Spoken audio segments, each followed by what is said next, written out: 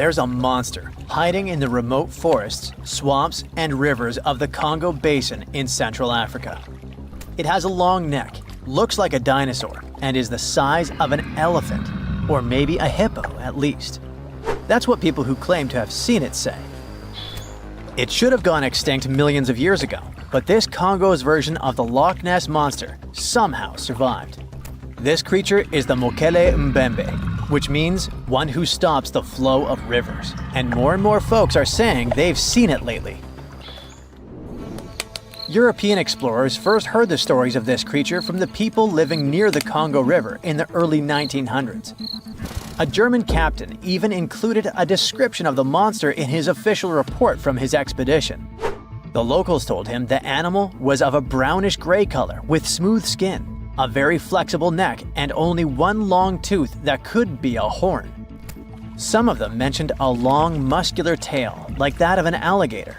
They also said that the creature lived in the caves, but climbed the shores even in the daytime to find some plants to eat. Locals also believed its favorite snack was a kind of liana with large white blossoms.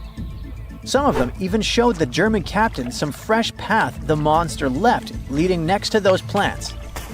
And they warned him that Mokele Mbembe definitely didn't like humans and took down any canoe that would sail nearby. Dinosaurs were a real hit in pop culture in the 1910s, and several newspapers in Europe and North America wrote about the dino-like monster from Africa back then. In the later years, several expeditions traveled to the Congo Basin to search for Mokele Mbembe or interview claimed witnesses. They did not find any direct physical evidence, but collected many stories. One zoologist in the 1980s said he took a film of Mokele Mbembe, but the footage did not develop properly. Stories and movies like Jurassic Park have kept the dream alive that dinosaurs might still be hiding somewhere in deep forests. At some point, people stopped reporting sightings of the creature as often, so it almost became a forgotten legend. But it all changed recently, as many people claim to have witnessed the mythical monster with their own eyes. Cryptozoologists, those fans of mysterious creatures, believe it could be a dinosaur that, for some reason, didn't go extinct, related to a brachiosaurus or a diplodocus. This idea comes from how people describe seeing the creature, with a super long neck, a huge body, and a tiny head. They think it might have stayed hidden in the deep forests of Africa all this time. But scientists say that if it really were the last living dinosaur, we would have found some real proof by now, like a photo or bones or something showing it walking around the Congo Basin. Some expeditions that are trying to find proof the monster is real have even used sonar technology to scan the murky waters of Central African rivers and lakes in search of any large, unidentified creatures.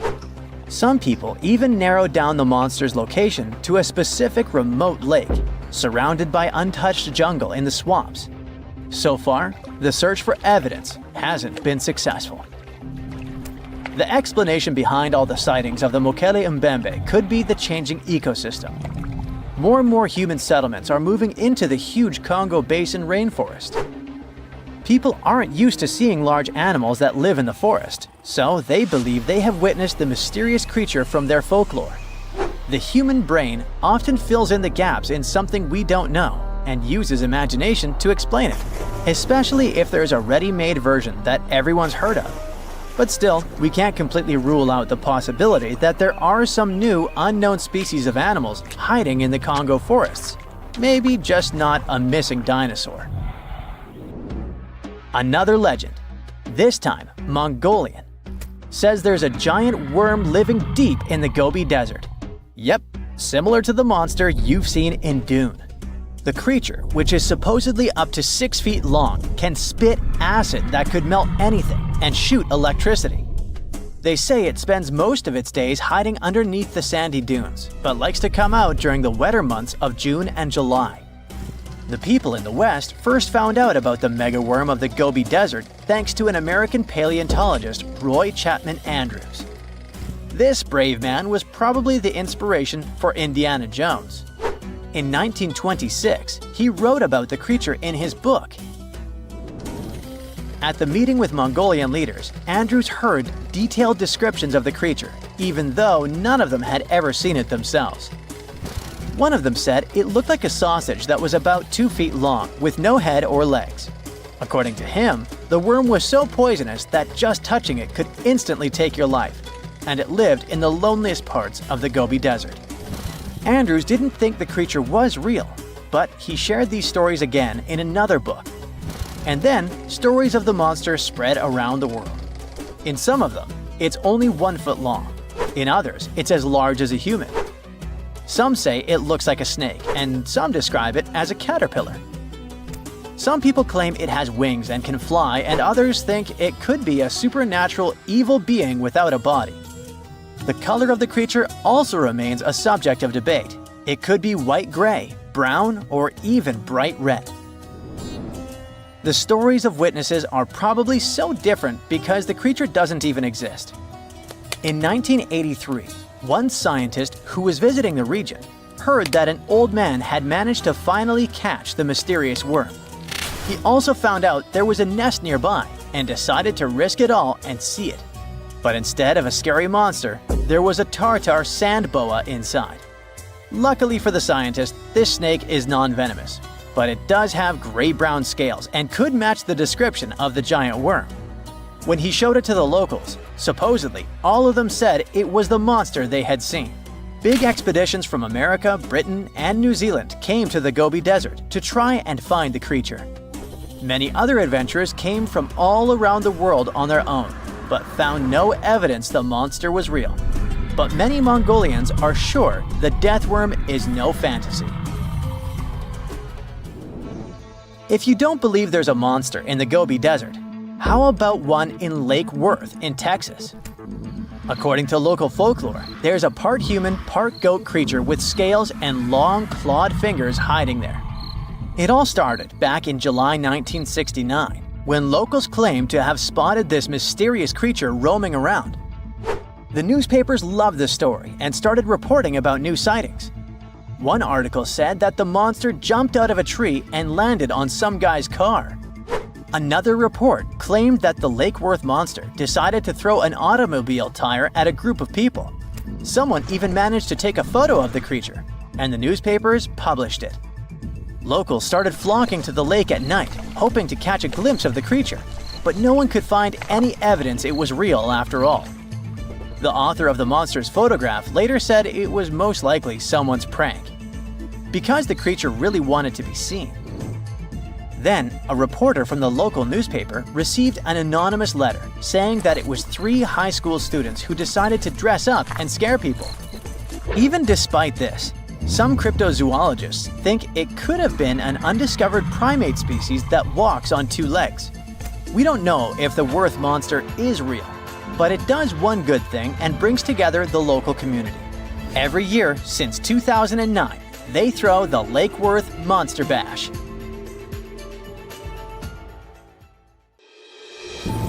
Guam is not like any other island. It should be, from the looks of it, a peaceful green paradise in the vast blue of the Pacific. But something happened here that changed this place forever. Guam was invaded by awful little creatures, millions of them. Ecologists can't catch a break in this place. One time they had a cool island get-together. People roasted a whole pig over a fire, laughing and talking. But when everyone stepped away for just a moment, something else decided to crash the party. When they returned, they saw it, a thick snake wrapped around the roast pig. Its eyes shimmered under the fading firelight, scales reflecting the embers. It was eating, swallowing the chunks of pork whole. A brown tree snake. This creature wasn't supposed to be here in the first place. It's an invasive species. It crept onto a cargo ship back in the 1940s, and in the years that followed, it couldn't stop bothering the island's true inhabitants, the birds. Guam was once a paradise of chirping, singing life. Its forests were home to 12 species of birds, so the air was always filled with beautiful whistles and calls. That is, until the snakes came. They slithered through the trees, finding nests, devouring eggs, and wiping out entire generations before they could even hatch. and in just 40 years, the jungle fell silent. Out of the 12 bird species, 10 are completely extinct. The last 2 are barely clinging on. The Guam kingfisher is a funny bird with a cute long beak. It was only saved by a last-minute effort to capture a few survivors. It went extinct in the wild, but ecologists managed to keep them in zoos for decades. And thankfully, there is great news. This year, things have improved for these guys, and now scientists released a handful of them in the jungles about 3,600 miles away. Another barely saved species is a Guam rail, also called Coco by the locals. The poor thing can't even fly, a ground bird completely defenseless. Thankfully, people relocated these guys on other islands and helped them make it. But the true horror of the brown tree snake wasn't just its hunger, it was its stubbornness. Now, most predators only eat what they need, but brown tree snakes, they stop at nothing. These guys have zero chill. They'll go for animals that are too big for them to swallow. They'll try to eat random stuff like trash. And if they realize that they literally took a bigger chunk than they could bite, they'll just leave the leftovers to rot. It's horrifying.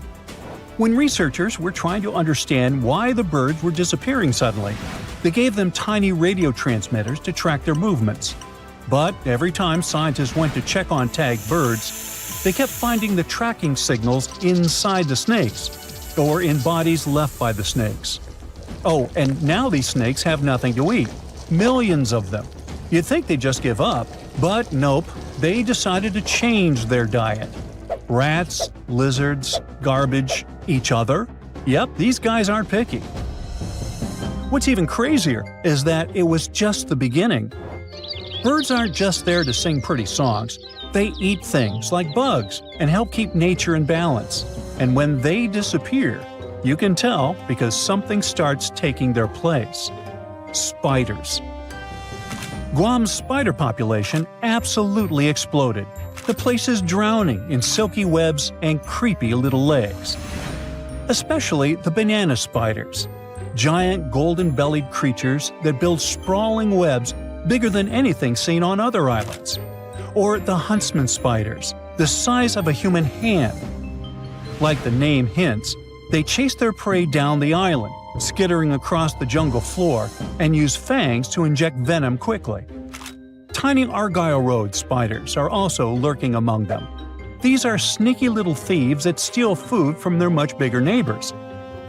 Sometimes they even eat those neighbors.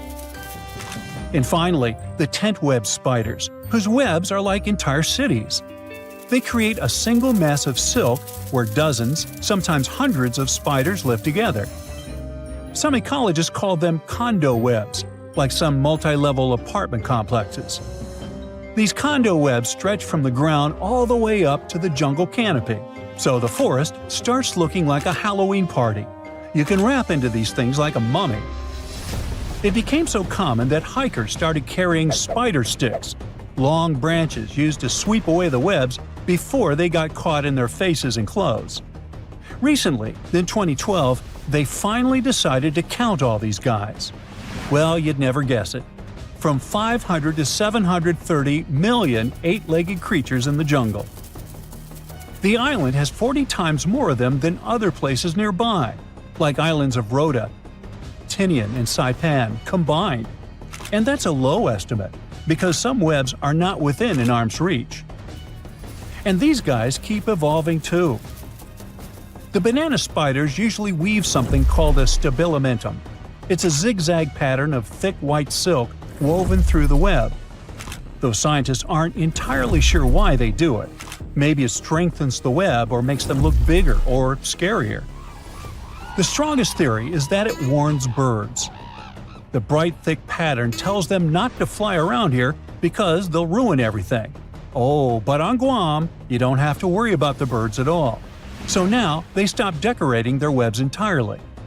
The worst part is that no one really knows how to fix this. To protect one of the species called the Micronesian starling, ecologists built nest boxes, safe enclosed spaces where the birds could raise their chicks.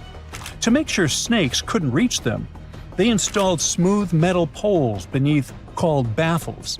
The idea was simple. The poles were too wide, too slippery. The snakes wouldn't be able to climb them. Well, that was the hope. These brown tree snakes decided to lasso the poles instead of climbing them. One snake, thin as a rope, wrapped itself completely around the metal cylinder, coiling into a loop. Then it began shimmying up the pole. Scientists only discovered this in 2021. They've never seen a snake pull this one before. They literally refuse to leave the birds alone. Humans have tried everything: trapping them, building barriers, scouring the forest with flashlights at night, setting up fences. But nothing has worked, so far. There are just way too many of those guys, and they're all too smart. Now, just so you know, the U.S. spends nearly $4 million every year trying to control this disaster. But the only real success is a single tiny patch of land at Andersen Air Force Base. Scientists managed to drive down the snake population there using bait. But the truth is slowly sinking in. The snakes aren't leaving. Humans can send rockets to space, but this is too much. That also means that Guam Island will start looking entirely different soon. Guam's forests always felt mysterious and kind of creepy, even without the invaders. There's no soil, no soft place to step. Instead, it's all jagged, broken limestone. Everything is full of razor-sharp rock left behind by an ancient coral reef. It was being pushed up over millions of years. Trees force their roots into the cracks. Everything is packed with twisting and curling plants. Breadfruit trees, prehistoric-looking cycads, spiky pandanus trees. And just as a cherry on top, a typhoon comes ripping through every few years, tearing it all apart. Luckily, plants usually grow back fiercely. Now, walking there is insane. It feels like walking in the sea, though instead of balancing on waves, you're trying not to trip and gash your shins open on the sharp rocks beneath you. You have to think through every step. But now, things are going to get so much worse. 70% of Guam's trees relied on birds to carry their seeds, spreading them far and wide. So, without the help of birds, the trees drop their fruit directly to the ground, where it sits and rots. So nothing grows. Well, perhaps the invaders' rule over Guam may last forever, and soon this place won't be friendly to tourists at all. It may become one of the worst places on Earth, if it isn't already. Now, if Earth's history were a movie, we humans would only take up the last second of the end credits. Our planet has been around for about 4.6 billion years, but our human story began about 300,000 years ago, in Africa. Now, our ancestors had some wild adventures in nature. They could have run into creatures so big they'd make today's elephants look like puppies. The woolly mammoth is a pretty famous animal, sure. His cousin, though, the Columbian mammoth, not so much. This giant used to roam places from Canada all the way down to Mexico. Unlike the furrier woolly mammoths, which hung out in colder places, these animals had shorter hair, resembling huge elephants. They also had incredibly large tusks, like 12 feet worth of spiraling, sturdy tusks. And they weren't just for show, they came in handy when facing predators. That includes our ancestors. If you think about sloths these days, you're picturing these adorably slow creatures. They couldn't possibly be in your list of most dangerous animals. Well, their grandparents might have. For starters, we call them ground sloths, and they vary a lot in size. Some were as big as rhinos, and others, like the Megatherium, were as colossal as elephants. Imagine seeing a 20-foot-long sloth which doesn't mind chewing on some meat every now and then, at least in theory. Ever heard of Bigfoot? Well, our next animal kind of looks like him, but is a distant cousin to orangutans. Meet Gigantopithecus, the largest primate to ever call our planet its home. Standing tall at 10 feet and weighing more than 600 pounds, these animals were amazing to look at in real life. Unlike Bigfoot, they weren't constantly hiding. In fact, it's believed they were peaceful and gentle creatures. Sadly, they faded away about 100,000 years ago, mainly because their food sources slowly became unavailable. Those lush, fruity forests they called home eventually turned into dry grasslands. Next on our list is the cave hyena. Weighing a chunky 250 pounds and standing 3 feet tall, these beasts were as long as a grown-up lying down. What's even more interesting about these creatures is that they loved hanging out in groups. A pack could be as big as 30 of these animals, which meant they could easily take on even the biggest, heaviest mastodons. Our ancient families would have needed to stay alert around these hungry specimens. Sadly for these hyenas, about 20,000 years ago, their numbers started going down. Soon enough, they completely disappeared from the planet. Quick pop quiz. What's called a tiger but isn't really one? It's the saber-toothed tiger. I mean, sure, they belong to the feline family, but they aren't technically tigers. First appearing around 42 million years ago, in July, I think, many of their kind were gone before we even showed up. However, early Americans might have bumped into a couple of specimens from this group. If that really happened, it would have been quite the encounter. Think of the biggest wild lion today or the hefty Siberian tiger. These big cats also had some incredible features hidden in their fur. They were good at sneaking around, hiding, and pouncing on mammoths bigger than themselves. Their bite wasn't that strong, but they could open their jaws wide, like twice as much as a lion. And although their teeth were a bit on the weak side, they had buff forearms to pin down their dinner, giving those big fangs a purpose. Not the kind of kitty you'd want to play with. Dire wolves made their debut about 250,000 years ago. They were like the gray wolves we know today, but a lot stronger. While wolves these days stretch out to about 6 feet and tip the scales at 170 pounds max, dire wolves were about 5 feet and about 150 pounds. Found all over North and South America, they had admirable jaws, biting nearly a third harder than their modern counterparts. Also, their favorite snack was horses. But just like many other majestic beasts of the past, they faded away around 10,000 years ago. Now, names can be deceiving. Take the American lion, for example. It's not really a lion, it's more of a panther's big cousin. The other part of the name is correct, though. They did live in America about 330,000 years ago. This feline was no lap cat either. They were at the top of the wildcat pyramid, weighing a colossal 772 pounds.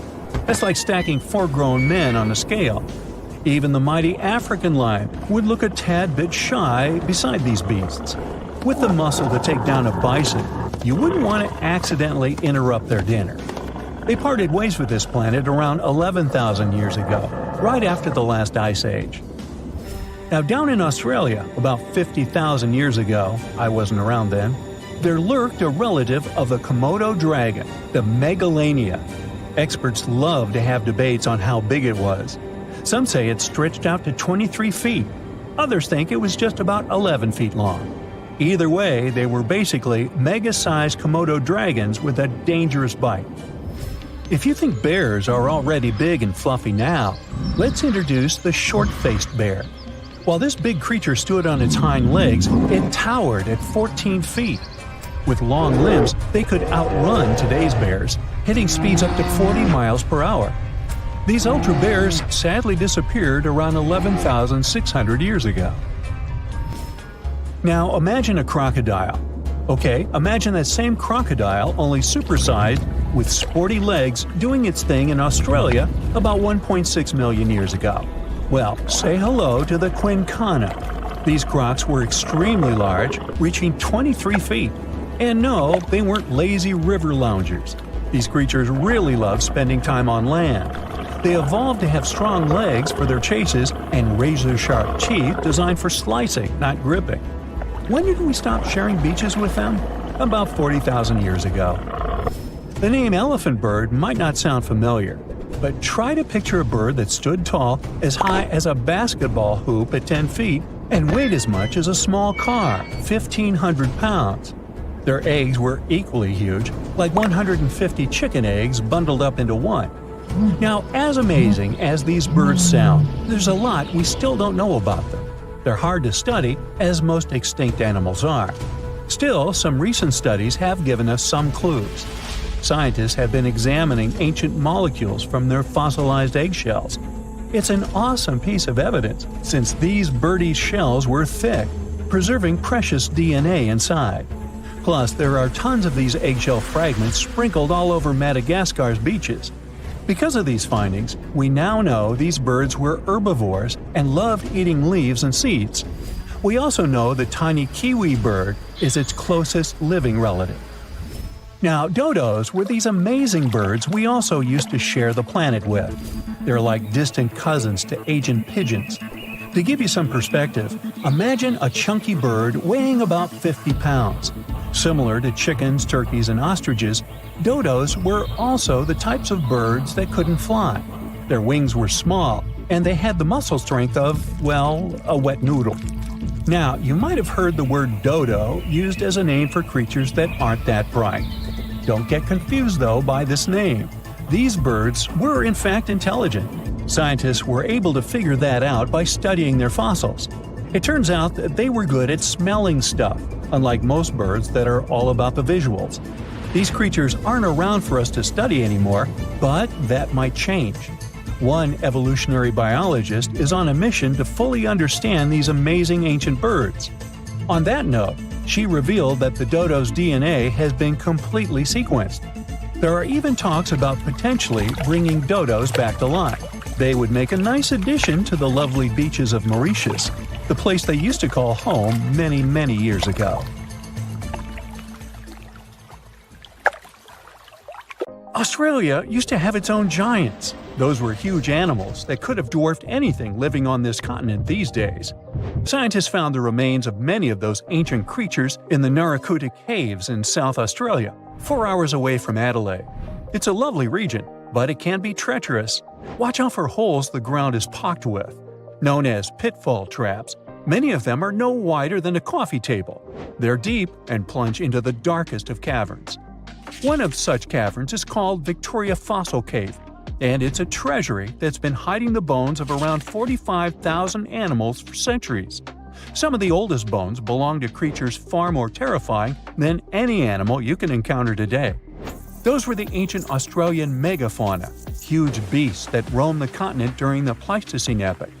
During those, there were giant snakes, huge flightless birds, wombat-like creatures the size of a rhinoceros, and many others. One of the largest examples of the Australian megafauna scientists have discovered so far is the Diprotodon. That giant herbivorous creature was 10 feet long and 6.5 feet tall, and weighed more than 6,000 pounds, about as much as a small Asian elephant. Even though this terrifying beast didn't eat meat, it could have smashed other animals with its sheer weight.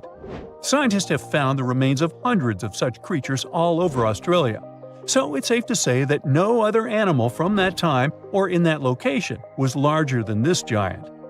Despite its creepy appearance, the Diprotodon was a relative to the modern-day wombat, and those are known to sometimes pounce humans. The Diprotodon had toes that pointed inward and were well suited for digging burrows. On the other hand, Diprotodon was a giant, and it was unlikely that it used to do so. It was likely a trait it had inherited from its smaller burrowing ancestors, or it could have used its claws to search for roots. This theory is supported by the fact that the animal's pouch was facing backward. It prevented any dirt from collecting inside while the creature was digging. Since this animal was so big, it didn't have to worry much about predators. Up until 60,000 years ago, when the first humans appeared on the continent, full-grown Diprotodons only had to look out for creatures like the quincana. Measuring in at a whopping 20 feet long, the quincana was a land crocodile.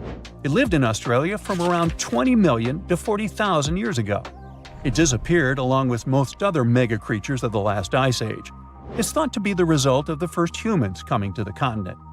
Even though the quincana was extremely fast and dangerous, it was possible that this creature got out-competed by human hunters who took all available prey. Unlike modern crocodiles that are mainly aquatic, that mighty beast was a land dweller. Scientists figured it out by studying the quincana's legs. They were able to support and carry the body clear off the ground. It means there was no escape for ancient people once the quincana spotted them. Modern crocodiles can only push themselves along on their bellies. Such an adaptation allowed the quincana to chase its prey for long periods of time, exhausting it in the process. Another creepy feature of this ancient monster was its teeth. Aquatic crocs have conical teeth. Those are great for gripping and holding on to prey underwater. But quincana had knife-like teeth, ideal for slicing soft-bodied animals like, mammals. Another Australian monster, Thylacoleo, wasn't all that large, but it didn't make it any less terrifying. It was still among the top predators and the biggest carnivorous animals in Australia. This creature was a true oddity of nature, even by prehistoric standards. First, its teeth resembled not those of a regular predator, but those of a rodent. Its front incisors were enlarged, taking the place of canines. Premolars were also shaped like blades. They were used for cutting flesh and bone. At first, scientists thought that Thylacoleo used those teeth to eat nuts and fruits. But later, a study showed that the use of such teeth was better suited on necks and spines. The jaws of this ancient creature were immensely powerful. A 220-pound Thylacoleo had a bite force similar to that of a present-day 550-pound lion. It means that the animal could easily bring down prey much larger than itself. Then there was Thylacoleo's tail. It had strong muscles which provided the animal with the ability to use the tail as support when tackling large prey. The Thylacoleo had retractable claws, and this feature is very uncommon among marsupials. It allowed the animal to keep its razor-sharp hooks from getting blunt and could help it get a better grip on its prey. Scientists are quite sure that, like today's leopards, the Thylacoleo could climb trees and jump on other animals from above. It was done so fast and stealthily, they never knew what hit them. The creature's rear feet support this theory.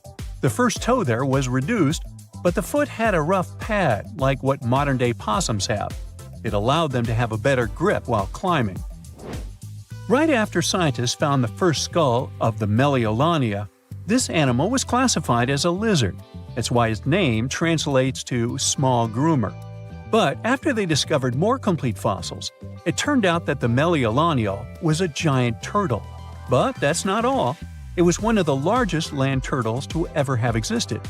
The main reason researchers initially believed the creature to be a lizard was the fact that its skull was adorned with a series of spikes. It's something the modern-day horned lizard can boast. But even after discovering the true nature of the Meliolania, scientists still don't know how to properly catalog it. It might have been a creature that folded its neck under its spine, or it could have folded it to the side. Beside those defensive mechanisms on its head, the Meliolania was also equipped with a spiked tail, which was probably used to prevent predators from attacking the animal from behind. Most species of the Meliolania disappeared around 2,000 to 3,000 years ago because of humans who hunted them to extinction in both Australia and on the surrounding islands. It took around 2 centuries for these turtles to go extinct in that region of the globe. The Megalania was a giant Australian lizard that existed at the end of the Pleistocene epoch. It looked like a Komodo dragon and the Australian monitor lizard, which are both believed to be Megalania's closest living relatives. Fossils tell us that the ancient animal was anywhere from 15 to 26 feet in length. Ow! The youngest fossil remains of this ancient Australian monitor lizard date back to about 50,000 years ago. The first indigenous settlers must have encountered Megalania, which led to the lizard's extinction. Originally, scientists thought that the Megalania was the only member of the genus Megalania, but these days it belongs to the genus Varanus, which means that the prehistoric creature is closely related to other Australian monitor lizards. Our next giant creature on our list was once dubbed an ostrich on steroids. I mean, look at it. It was the last of the thunderbirds to go extinct in Australia.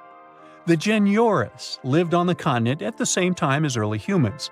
They might have coexisted for 15,000 years or so before the huge bird eventually disappeared. This theory has some proof. The bird's fossils found along with human artifacts. Some cave paintings also depict flightless birds similar to the Genurus in size and shape. Although it wasn't the largest bird in Australia, the goose-like creature was still as tall as a grown-up man and weighed around 550 pounds. Even a modern-day ostrich can be dangerous if it feels threatened. Imagine meeting its giant prehistoric relative. Scientists are still arguing about its diet.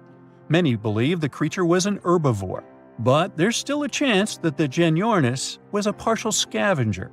Its small, stubby wings and powerful hoof-like legs hint that the bird could have been a plant eater. But its huge beak and exceptionally deep lower jaw evoke suspicion. Such features are highly unusual in birds. Every species on Earth, you, me, and that nasty neighbor of yours, is destined to go extinct someday. Just like what happened to the woolly mammoths and saber-toothed tigers. Stats aren't bright. Scientists say that 99% of all animals that ever lived are now extinct. Hey, what's that look on your face? Going extinct is not the end of the story. Now listen up. Mammoths might make the greatest comeback ever and even be the key to saving humanity. Nope, they won't give away free money so that we don't have to work anymore, but they can sorta help the weather situation on our planet.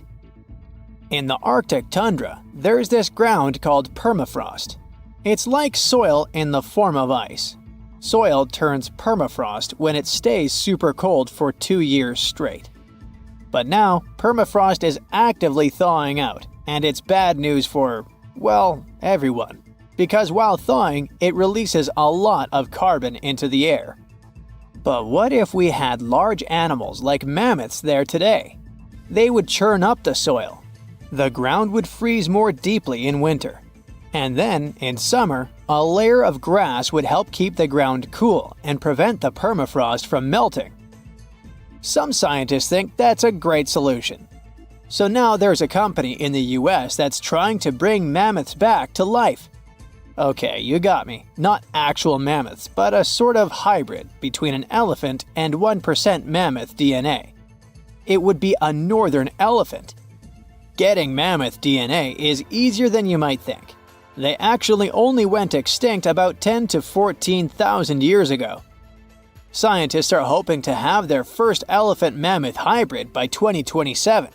Let's hope it doesn't turn into a real-life Jurassic Park. Australia. A nightmarish place and a home to the most fascinating creatures on Earth. But here, the sad fate befell the Tasmanian tiger, also known as thylacine. Don't mix it up with the Tasmanian devil. That one is living and thriving. Nope, the thylacine was a marsupial predator that used to chill in Australia, South Tasmania, and New Guinea. It was a nocturnal who preyed on other marsupials, like kangaroos. In the 30s, the farmers suddenly claimed that thylacines were eating their livestock. Looking back at it now, that was probably an exaggeration. But humans started to hunt poor thylacines until they were all gone. And then it turned out that hunting away the important predator isn't the brightest idea. Who would have thought? You see, thylacines kept things in check by eating bad animals. So once they disappeared, the Australian wildlife was basically doomed. 35% of total mammal extinctions on Earth happened here. That's an awful world record. I know it sounds gloomy, but hey, maybe we can fix this. Remember that company we mentioned? It wants to bring back the thylacine too. Luckily, many thylacine embryos are still preserved in jars, like some creepy pickles. If we bring them back to Tasmania, this could help revive the entire ecosystem. Would you be happy to see them back in the wild? Me too. And I would also be happy to see you hitting those like and subscribe buttons so you can keep up with amazing facts all year round. We also have some huge dreams about tiny creatures. Take a trip to Mount Hotham Ski Resort in Victoria, Australia, and here you can find the mountain pygmy possum, a tiny bundle of cuteness. These guys are super rare. We even thought that they were extinct. All we had was their fossils. But then, some skiers spotted a possum in a log pile at the ski lodge in 1966. Imagine suddenly making a great discovery while chilling on vacation. These little possums can spend 7 months of the year sleeping under the snow. They wake up occasionally to eat some stored food, and then they wake up in the spring to eat even more, find a mate, and go back to sleep again. What a relatable fella. Since they've made it into this video, you can guess they're pretty endangered. There are less than 2,000 left in the wild, all because their current homes don't fit them that well. But hooray, we can help them too!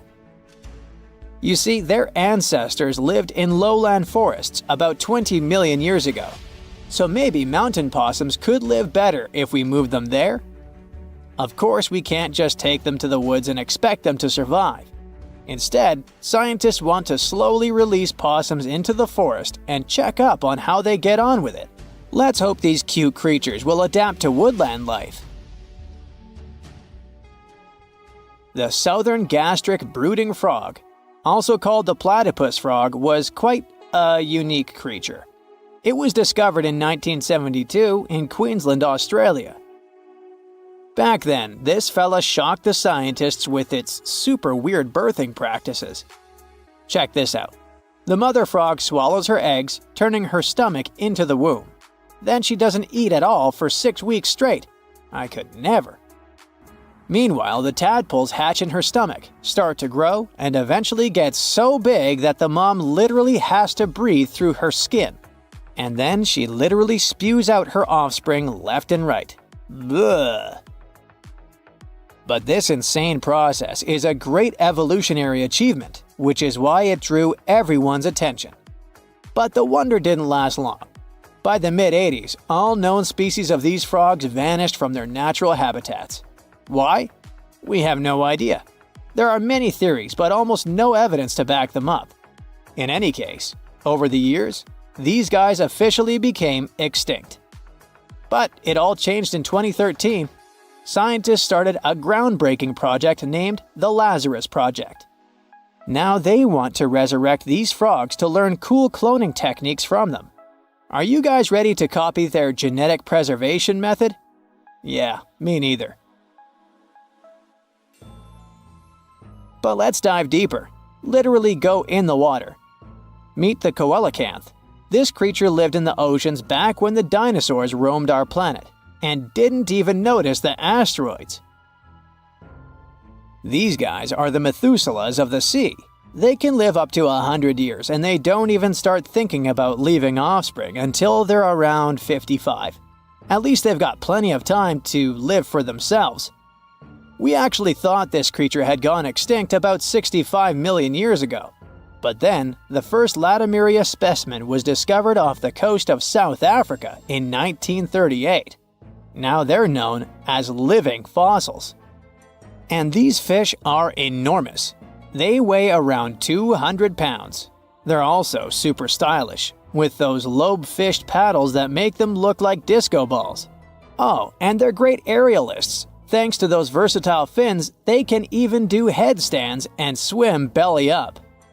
The coelacanth is also a bit of a homebody. It's not very energetic and likes to live in underwater caves during the day, only coming out at night to snack on smaller fish and squid. Another animal who's literally me. Now we're trying our best to preserve this species, and I won't be surprised if it outlives us all. And finally, let's talk about the largest and most awkwardly looking flightless bird from New Zealand, the South Island takahe. The tale of the takahe started way back in the Middle Ages. Humans accidentally hunted them all away, and by the late 19th century, it seemed there were none of them left. But then, they were rediscovered in New Zealand in 1948. Poor guys did all they could to hide from us in the mountains, but we still got them. But it's different now. Since then, we've been trying our best to save them from extinction. There's a takahe recovery program going on, and it shows great results. They managed to greatly boost the number of birds in the wild. As of 2023, the takahe population has grown to around 500 birds. They're now considered nationally vulnerable, not nationally critical. It's a little progress, but progress nonetheless. Let's keep it up. Currently, there are approximately 20 billion animals inhabiting our world. If everything were ideal, we would have 5 billion more animals on Earth. But many species have gone extinct, and around 44,000 species are currently in danger. The largest, most recent mass extinction event in history occurred during the dinosaur era, leading to the eradication of 75% of species on Earth. The Tulachi wallaby is a long-lost relative of today's kangaroo, but they had a hidden superpower, night vision. That's why they were mostly active at night. They were 3 feet tall and fed on grass, fruit leaves, and other plants. Wallabies lived in grassy areas near swamps and other water bodies, but not for long. By the 19th century, their numbers had gone down, bringing them to the edge of extinction. Only 14 wallabies had been left in the wild by 1920. A rescue mission was launched. They tried to capture the last 14 animals to protect them. But the situation got out of control and 10 wallabies lost their lives. The 4 remaining ones were transferred to a special facility, and in 1935, the last animal passed away. Only one picture of the Tulachi wallaby is left now. There were reports of the animal's sightings after that, but no proof was shown, and the creature was officially declared extinct in the 70s. Short-faced bears were a unique species that lived in North America, particularly Alaska. It was a massive bear, weighing around 1,500 pounds. When standing on its hind legs, it was around 12 feet tall, a whole foot taller than today's biggest beast in this family, the polar bear. This animal was different from today's bears because almost all of them are omnivores, except for polar bears. But this monster was solely carnivorous, which was the reason for their extinction. During the end of the Ice Age, many herbivores were gone, and those bears did not have enough food to survive. They were the Usain Bolt of the bear world, the fastest Bruins to have ever lived, reaching a top speed of 40 miles per hour, which is 5 miles faster than grizzlies. There are around 400 million pigeons in the world now. Some time ago, in America, a species of birds called passenger pigeons were abundant throughout the country, especially in the eastern forests. There were more than 1 billion of them, but they went from 1 billion to 0 in a few years. They had small heads and necks, but long tails and wings and strong breast muscles that allowed them to fly super long distances. The last passenger pigeon passed away in captivity in 1914. It was named Martha. With that, the ecosystem in the U.S. has never seen this bird again. Now, elks are enormous animals, but they look tiny when you compare them to long-gone Irish elks. That elk was around 7 feet tall at the shoulder with a humongous antler of 12 feet. Today, elk are only 4.5 feet tall at the shoulder and have around 4-foot-long antlers. Despite its name, this elk was found all over the world, from Asia to Europe. It got its name because, in Ireland near Dublin, researchers found a perfectly preserved specimen. Since then, it's been called the Irish elk. The last one passed away in Ireland. The main reason for their disappearance was their inability to adapt to changes. When the Ice Age ended, the elk could not survive and became extinct. Now, somewhere deep in the forests of Costa Rica lives the interesting-looking golden toad. It was discovered in 1966 in one particular spot where all toads would gather to mate. In 1967, a large population of this golden nugget was noted in that same spot. But the following year, only 10 to 11 toads were seen, and the year after that, in 1968, only one lonely male toad showed up at the spot. For years, there were searches for golden toads. In 2004, the toads were officially declared extinct. Humans were not responsible this time. The drought in the area in the 80s had a significant impact on the toads. Still, the last straw was the arrival of a new fungal species that caused the animal's skin to thicken, eventually leading to the toad passing away. This chytrid fungus is responsible for the extinction of more than 90 frog and amphibian species, becoming one of the biggest threats to their lives. Now, Canada is a very cold country, no surprise there, and nobody would expect tropical birds like parrots to live there. However, there was a parrot species that lived in America and some parts of Canada. I'm talking about the Carolina parakeet. Those were truly beautiful birds with orange-yellowish heads and green bodies. Their favorite rest spots were big trees alongside rivers. This parrot's favorite food was cocklebur seeds, which are poisonous to us, but the bird had no problem eating them. Also, they used the dangerous cockleburs as a defense mechanism. After they ingested loads of them, their meat became poisonous, and predators do not enjoy eating toxic birds.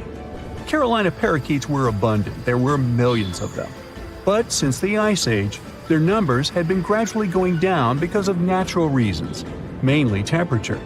By 1935, no such parakeets were left in the wild. Today's African lion had a much more prominent and notorious cousin, the Barbary lion. Those cats were mentioned in many famous old books. They were described as mean, terrifying beasts. It's believed that they were the largest lion species ever. Those big cats weighed around 600 pounds and were 9 feet from the head to tail. Unfortunately, this lion was declared extinct in the 90s due to many factors. Today, we only have one photo of this animal taken from a plane. Paradise parrots were native to Australia. They were genuinely amazing birds with captivating colors. What was unique about them was their nesting habits. They only nested in termite mounds. This parrot was always on the edge of extinction, and the reason for that is still unknown. Mice, rats, and other animals also hunted them, and it added fuel to the fire. The last bird was spotted in the year 1972. Since then, paradise parrots have only been seen in museums. The Gulf of Mexico was once home to Caribbean monk seals. This species of seals enjoyed spending time in the warm subtropical climate of the Caribbean. Most of the time, they were found near reefs and islands, foraging for food. Like most of us, they also loved sandy beaches and were usually seen in groups of 100 seals, resting before the next adventure. In the year 1886, monk seals were declared extinct. You can still see this animal in 2 museums. Both are located in the UK. As we all know, zebras have black and white stripes. But once, a zebra species had only half the body covered with brown and white stripes. The rest was just brown, and the belly was white. It was called the quagga.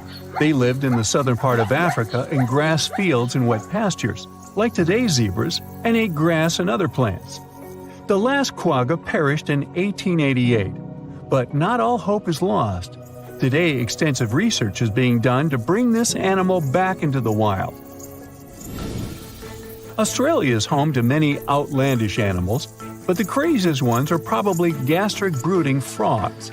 This species is not like your ordinary frog that lays eggs. They hatch their young inside their stomach and give birth by vomiting around 25 fully formed young frogs.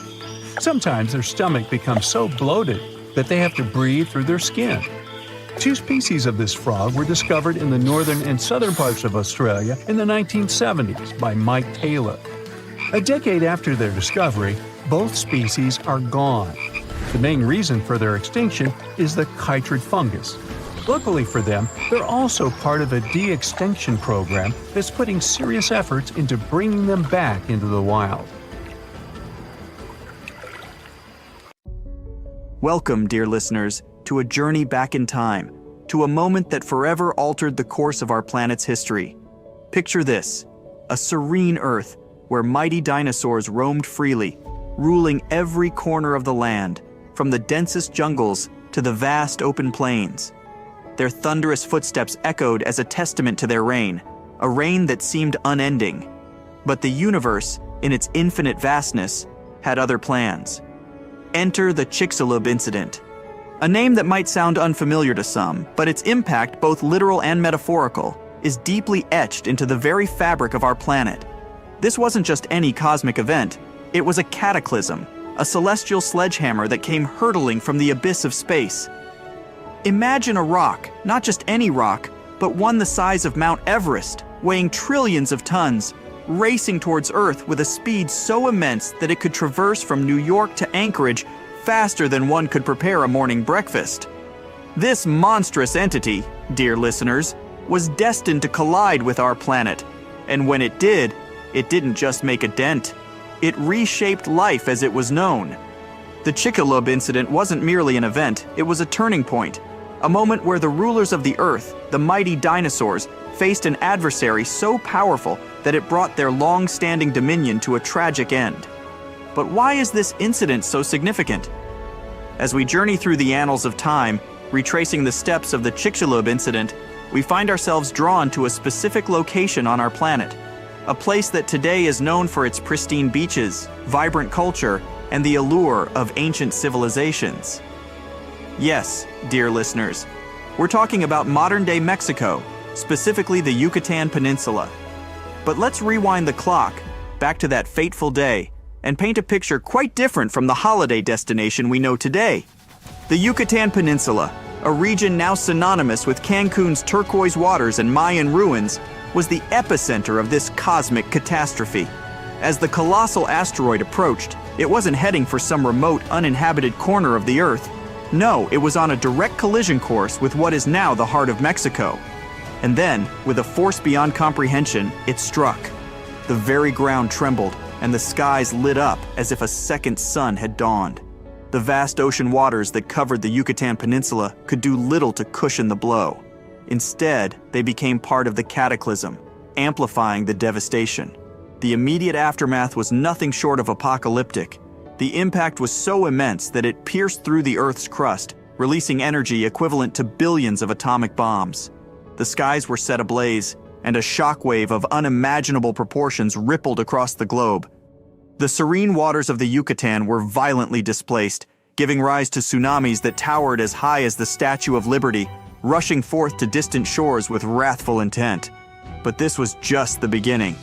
The Earth, our home, was in turmoil. The very fabric of the environment was being rewritten in a matter of moments. The immediate vicinity of the Yucatan Peninsula was ground zero, but the shockwaves of the impact did not discriminate. They traveled with relentless fury, reaching even the most remote corners of our planet. The vast oceans, which cover over 70% of the Earth's surface, became conduits for one of the most terrifying phenomena, tsunamis. These weren't just regular tidal waves, they were behemoths, rising with such might and speed that coastlines thousands of miles away felt their wrath. From the coasts of Africa to the distant shores of Asia, no coastal region was spared from these monstrous waves. But the water wasn't the only element in turmoil. The very ground beneath our feet quaked. Earthquakes of magnitudes previously thought impossible shook the planet. Continents trembled, and landscapes transformed as the Earth's crust contorted under the immense stress. And as if the tsunamis and earthquakes weren't devastating enough, the Earth's fiery belly responded in kind. Volcanoes, those majestic mountains that house molten fury, erupted in synchrony.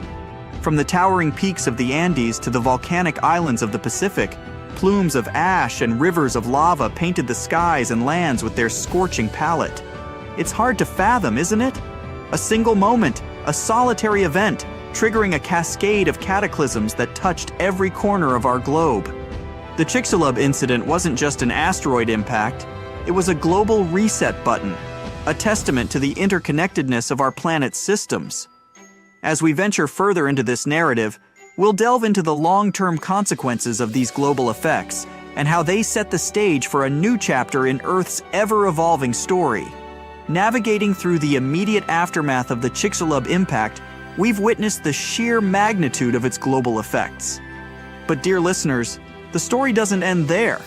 The Earth, having faced tsunamis, earthquakes, and volcanic eruptions, was now on the brink of another profound transformation. As we journey forward, let's delve into the chilling phase that followed the initial chaos, a period often referred to as the Long Winter. In the wake of the impact and subsequent volcanic eruptions, the skies began to change. A thick, impenetrable cloud of ash and soot enveloped our planet. This wasn't just a temporary darkening.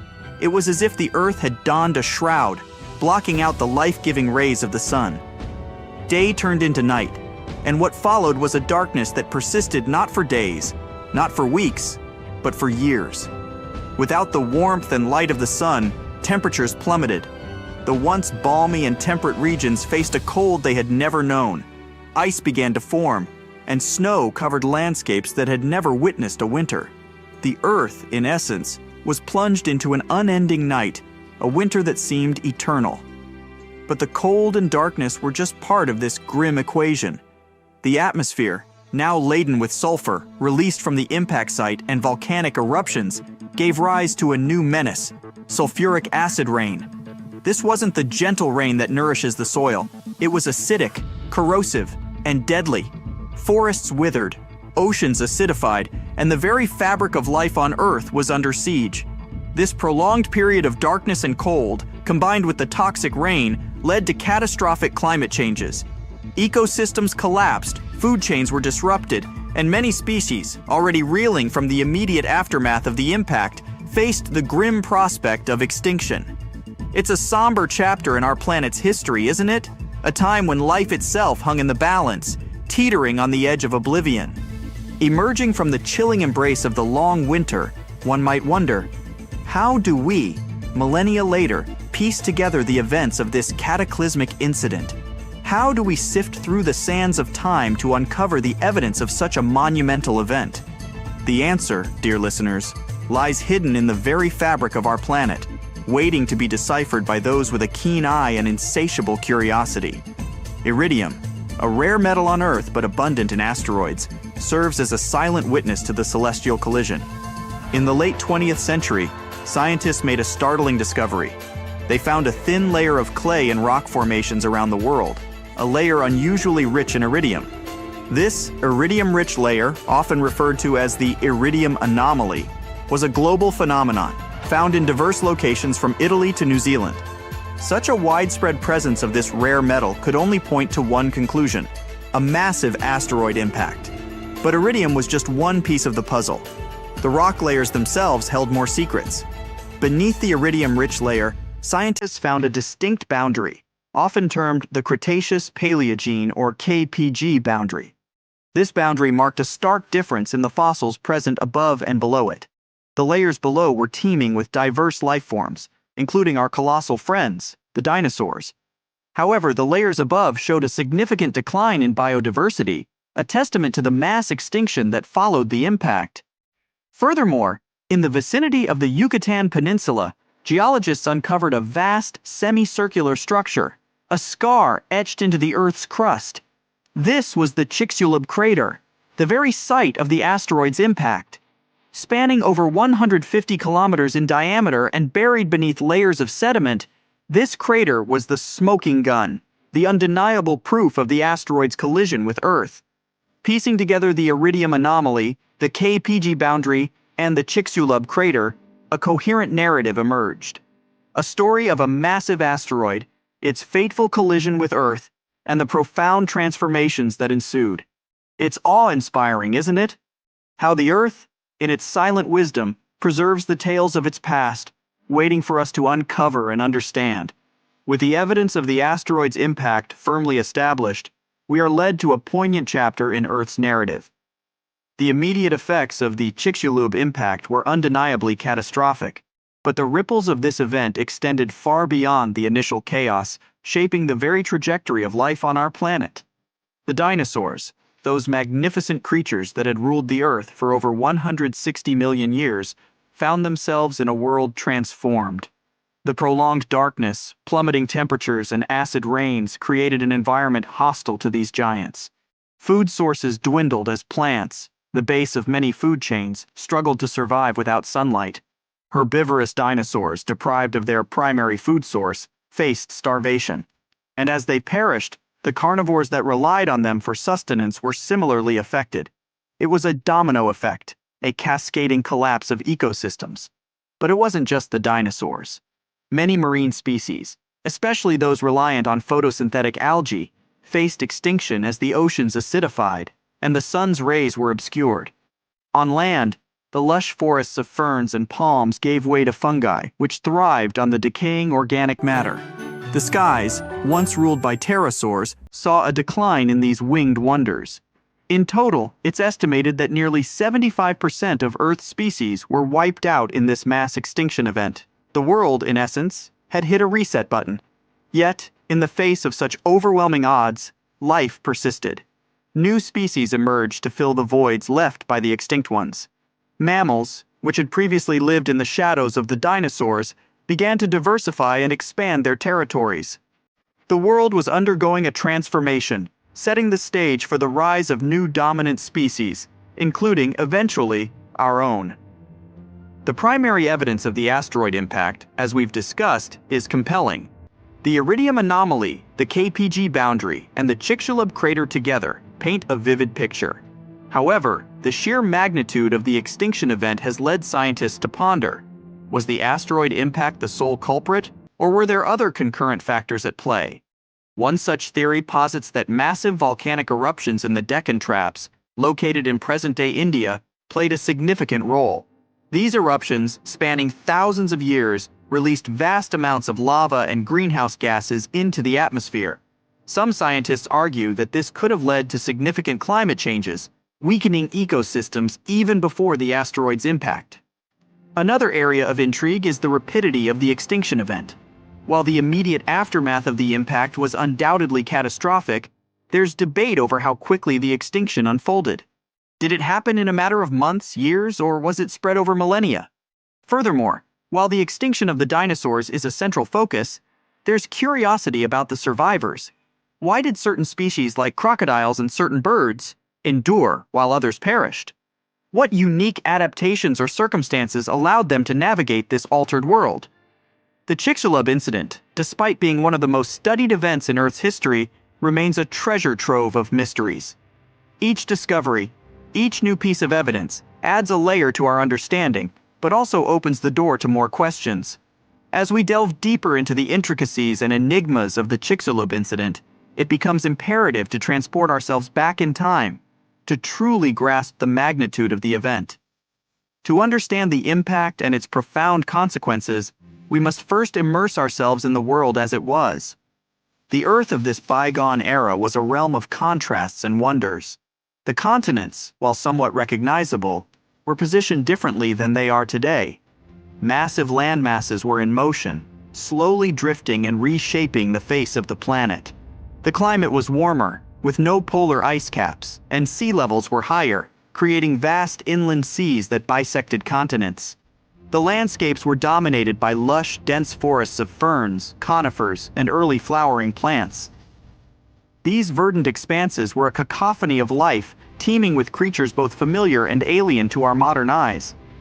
Rivers meandered through these landscapes, nurturing the ecosystems and providing sustenance to a plethora of species. But it was the inhabitants of this world that truly captured the imagination. The dinosaurs, in all their majestic glory, ruled the land. From the towering, long-necked sauropods to the fierce and agile theropods, these creatures were the undisputed monarchs of their domains. The skies were patrolled by pterosaurs, while the oceans brimmed with marine reptiles like ichthyosaurs and plesiosaurs. Yet, this vibrant world was also marked by its dynamics and interactions. Predators and prey engaged in a perpetual dance of survival. Herds of herbivores migrated in search of fresh pastures, while carnivores stalked the shadows, awaiting opportunities. The Earth was alive, pulsating with energy and life. It's essential to immerse ourselves in this world, to truly appreciate the gravity of the Chicxulub incident. For it was this thriving, dynamic Earth that stood on the brink of one of the most significant events in its history. With the vibrant tableau of Earth 66 million years ago firmly etched in our minds, we find ourselves at a pivotal juncture in this narrative. The world was teeming with life, ecosystems were flourishing, and the dance of predator and prey played out against the backdrop of lush landscapes. But, unbeknownst to the inhabitants of this world, a shadow loomed in the vastness of space. High above the Earth, in the cold, dark expanse of space, a massive rock, a remnant from the early solar system, was on a collision course. This meteorite, spanning several kilometers in diameter, had been hurtling through space for eons. Its trajectory, influenced by gravitational forces and cosmic events, was now aligned with our planet. As it neared Earth, it became a brilliant streak in the sky, a fiery harbinger of the impending doom. its speed was incomprehensible, racing towards the planet at over 20 kilometers per second. To any observer on the ground, it would have appeared as a bright, rapidly growing speck, its luminosity outshining even the brightest stars. The atmosphere, that protective blanket enveloping our planet, was the first to feel the meteorite's wrath. As the rock entered the upper layers, it began to compress and superheat the air in front of it, creating a shockwave and emitting intense radiation. The sky would have been set ablaze, turning day into night and night into a blinding, searing light. For the creatures below, these moments must have been filled with confusion and terror. The ground trembled, the air grew hot, and a deafening roar would have filled the atmosphere. Predators and prey alike would have paused, sensing the profound shift in their environment, their instincts signaling danger. And then, in a split second, the meteorite made contact. But this was no gentle touch. It was a violent, earth-shattering collision, the likes of which our planet had rarely seen. From the blinding brilliance of the meteorite's descent to the heart-stopping moment of impact, the Earth stood at the precipice of profound transformation. The serene landscapes and bustling ecosystems of just moments ago were about to be thrust into chaos. The moment the meteorite made contact with the Earth's surface, an explosion of unimaginable magnitude erupted. This wasn't just any explosion. It was an event releasing energy equivalent to billions of atomic bombs. The ground at the impact site vaporized instantly, creating a colossal crater and ejecting vast amounts of material into the atmosphere and beyond. Molten rock and debris rained down, setting vast swaths of land ablaze. But the explosion was just the beginning. The impact generated shock waves that rippled through the Earth's crust, traveling at supersonic speeds. These shock waves, like ripples on a pond, spread outwards from the impact site, causing the ground to shake and tremble. Mountains crumbled, forests were flattened, and entire landscapes were reshaped in the blink of an eye. And then came the tsunamis. The impact, having occurred in what is now the Yucatan Peninsula, displaced vast amounts of ocean water. Towering waves, some reaching heights of several kilometers, were birthed from the epicenter of the collision. These tsunamis raced across the oceans with terrifying speed, reaching distant coastlines and inundating them with their wrathful surge. Coastal ecosystems, teeming with life, were obliterated, and the once tranquil shores bore witness to the ocean's fury. The world in those moments was unrecognizable. The serene beauty of just moments ago was replaced by a panorama of devastation. Fire, water, and earth converged in a symphony of destruction, reshaping the very fabric of the planet. The Earth, in its interconnected majesty, responded as a whole to this external trauma. The explosion at the impact site sent vast amounts of debris, molten rock, and superheated gases into the atmosphere. As these materials ascended, they began to cool and solidify, transforming into fiery balls of rock and metal. These fireballs, some as large as houses and others as small as grains of sand, rained down upon the Earth. This global meteor shower set forests aflame, ignited wildfires, and turned night into day with its blinding intensity. The skies were ablaze, and the once serene landscapes were now a canvas of fire and destruction. But the Earth's response wasn't limited to the skies. The shockwaves from the impact, having rippled through the crust, triggered seismic activities of unprecedented magnitudes. Earthquakes, some rivaling the most powerful ones ever recorded, shook the planet. These tremors were felt even in regions far removed from the impact site, causing landslides, opening chasms, and further destabilizing already traumatized ecosystems. And the oceans, having borne the initial brunt of the impact, were not done with their fury.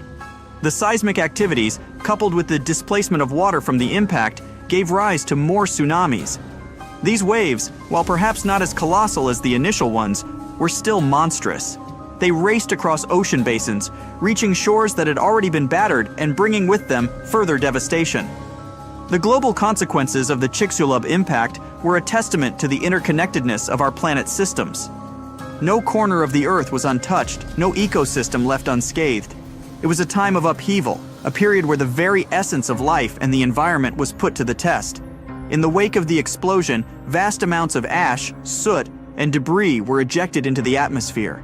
Instead of settling quickly, this particulate matter formed a dense cloud that encircled the globe. This ash cloud acted as a obscuring the sun's rays and casting the Earth into a prolonged period of darkness. Without sunlight, photosynthesis, the very process that sustains plant life, was severely hampered. Forests withered, grasslands became barren, and the primary producers in the food chain were crippled. This darkness, combined with the cooling effects of the ash cloud, led to a significant drop in global temperatures. The Earth, which had been a warm and temperate realm, was now facing conditions akin to a nuclear winter. Regions that had never known frost and snow were now blanketed in white, and the cold became a relentless adversary for the planet's inhabitants. But the challenges weren't limited to the land. The oceans, the cradles of life, faced their own set of trials. The ash and soot, combined with the sulfur released during the impact, led to acid rain.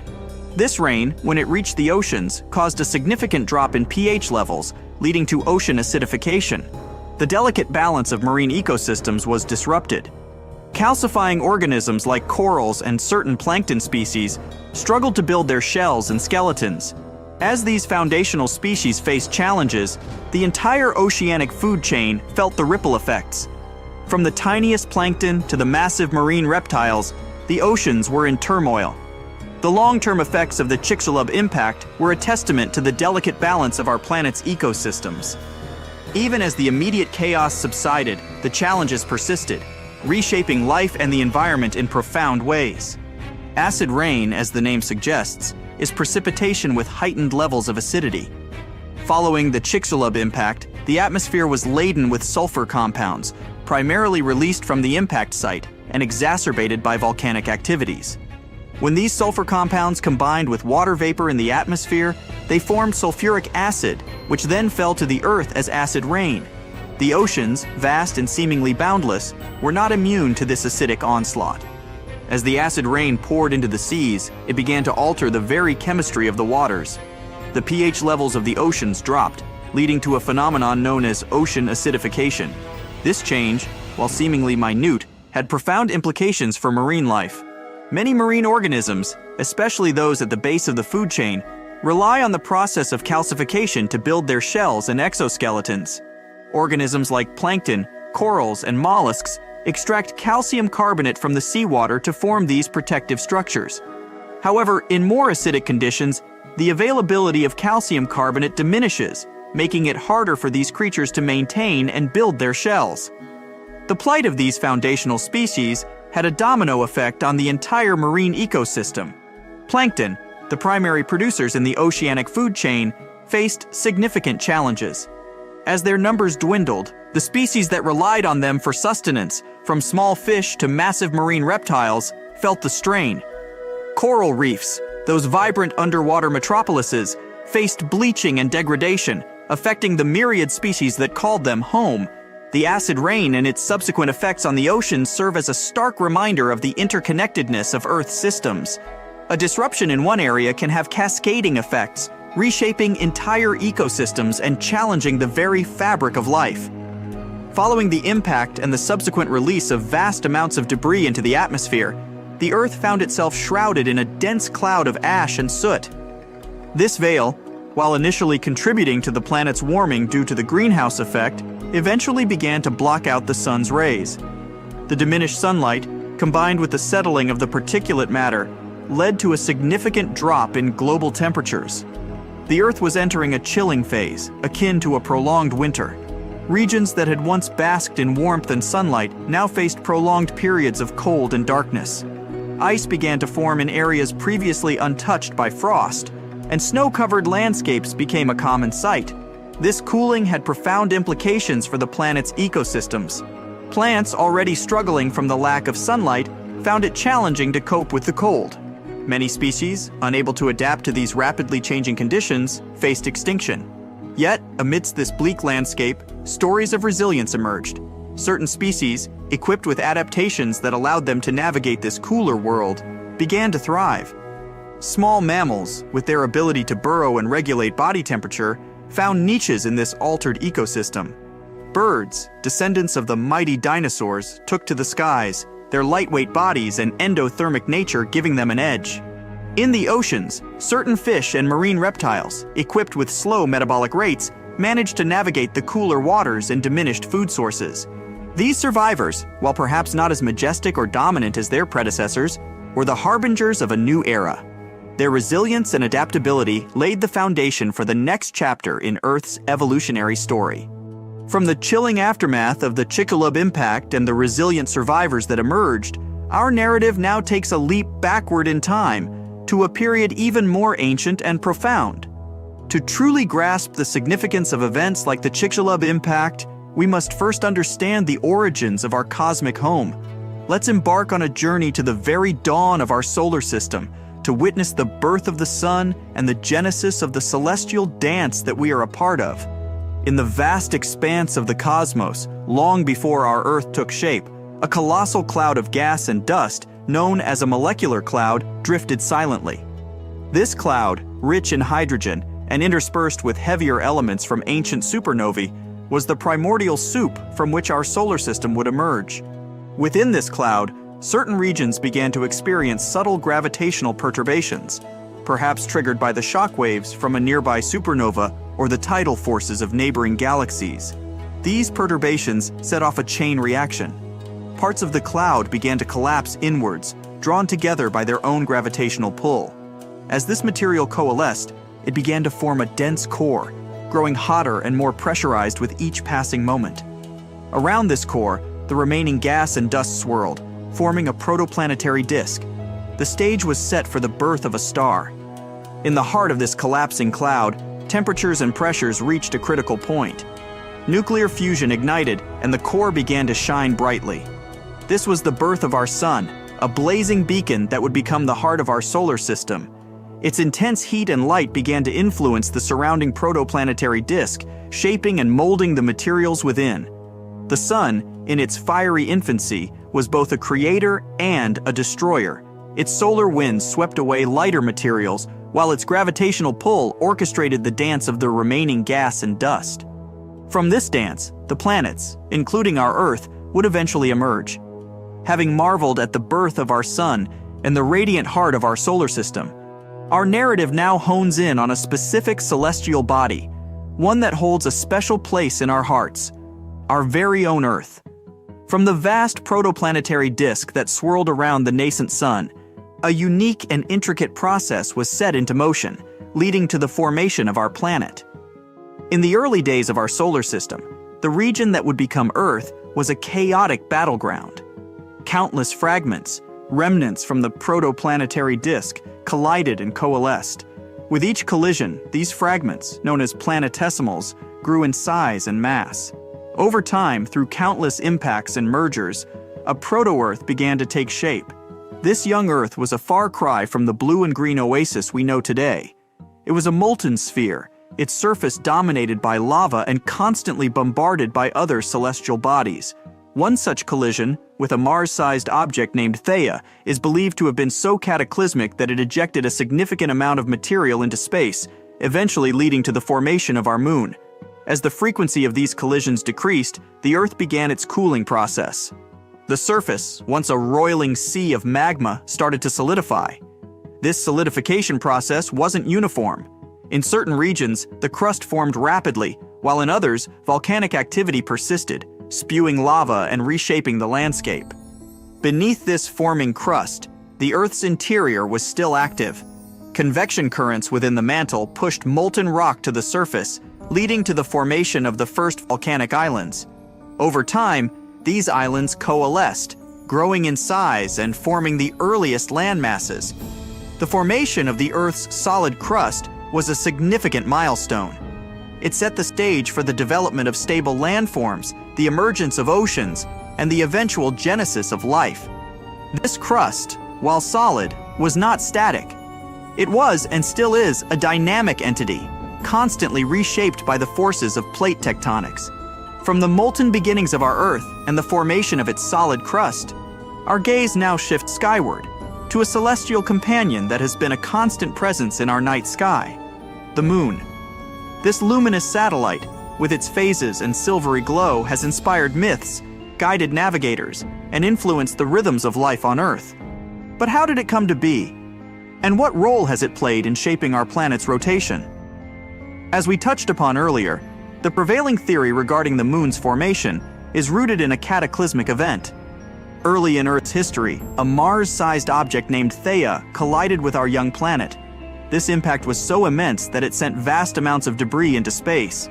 This ejected material, a mix of both Earth and Theia, began to orbit our planet.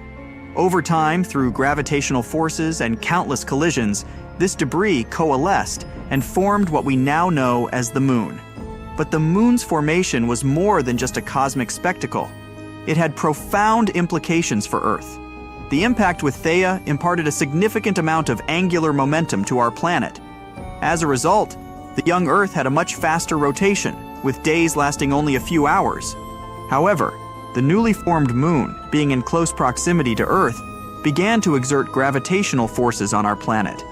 This gravitational interaction led to tidal forces, causing bulges in Earth's oceans. As the Moon orbited Earth, these tidal bulges attempted to align with it, but due to Earth's rotation, they were always slightly ahead. This discrepancy resulted in the bulges exerting a gravitational pull on the Moon, causing it to move away from Earth slowly. Conversely, the Moon's gravitational influence acted as a brake on Earth's rotation, gradually slowing it down. Over billions of years, this interaction has led to the lengthening of Earth's day and the Moon's gradual drift away from our planet. Today, the effects of this interaction are still evident. The Moon continues to recede from Earth at a rate of about 3.8 centimeters per year, and our days are gradually getting longer, albeit at a very slow pace.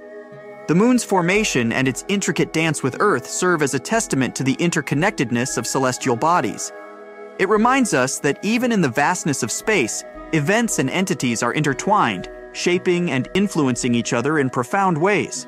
Having journeyed through the intricate dance between Earth and its celestial companion, the Moon, we now return our focus to the early chapters of our home planet's story. The Earth, in its nascent stages, was a realm of extremes, marked by fiery eruptions, celestial bombardments, and the gradual emergence of a life-sustaining envelope, the atmosphere.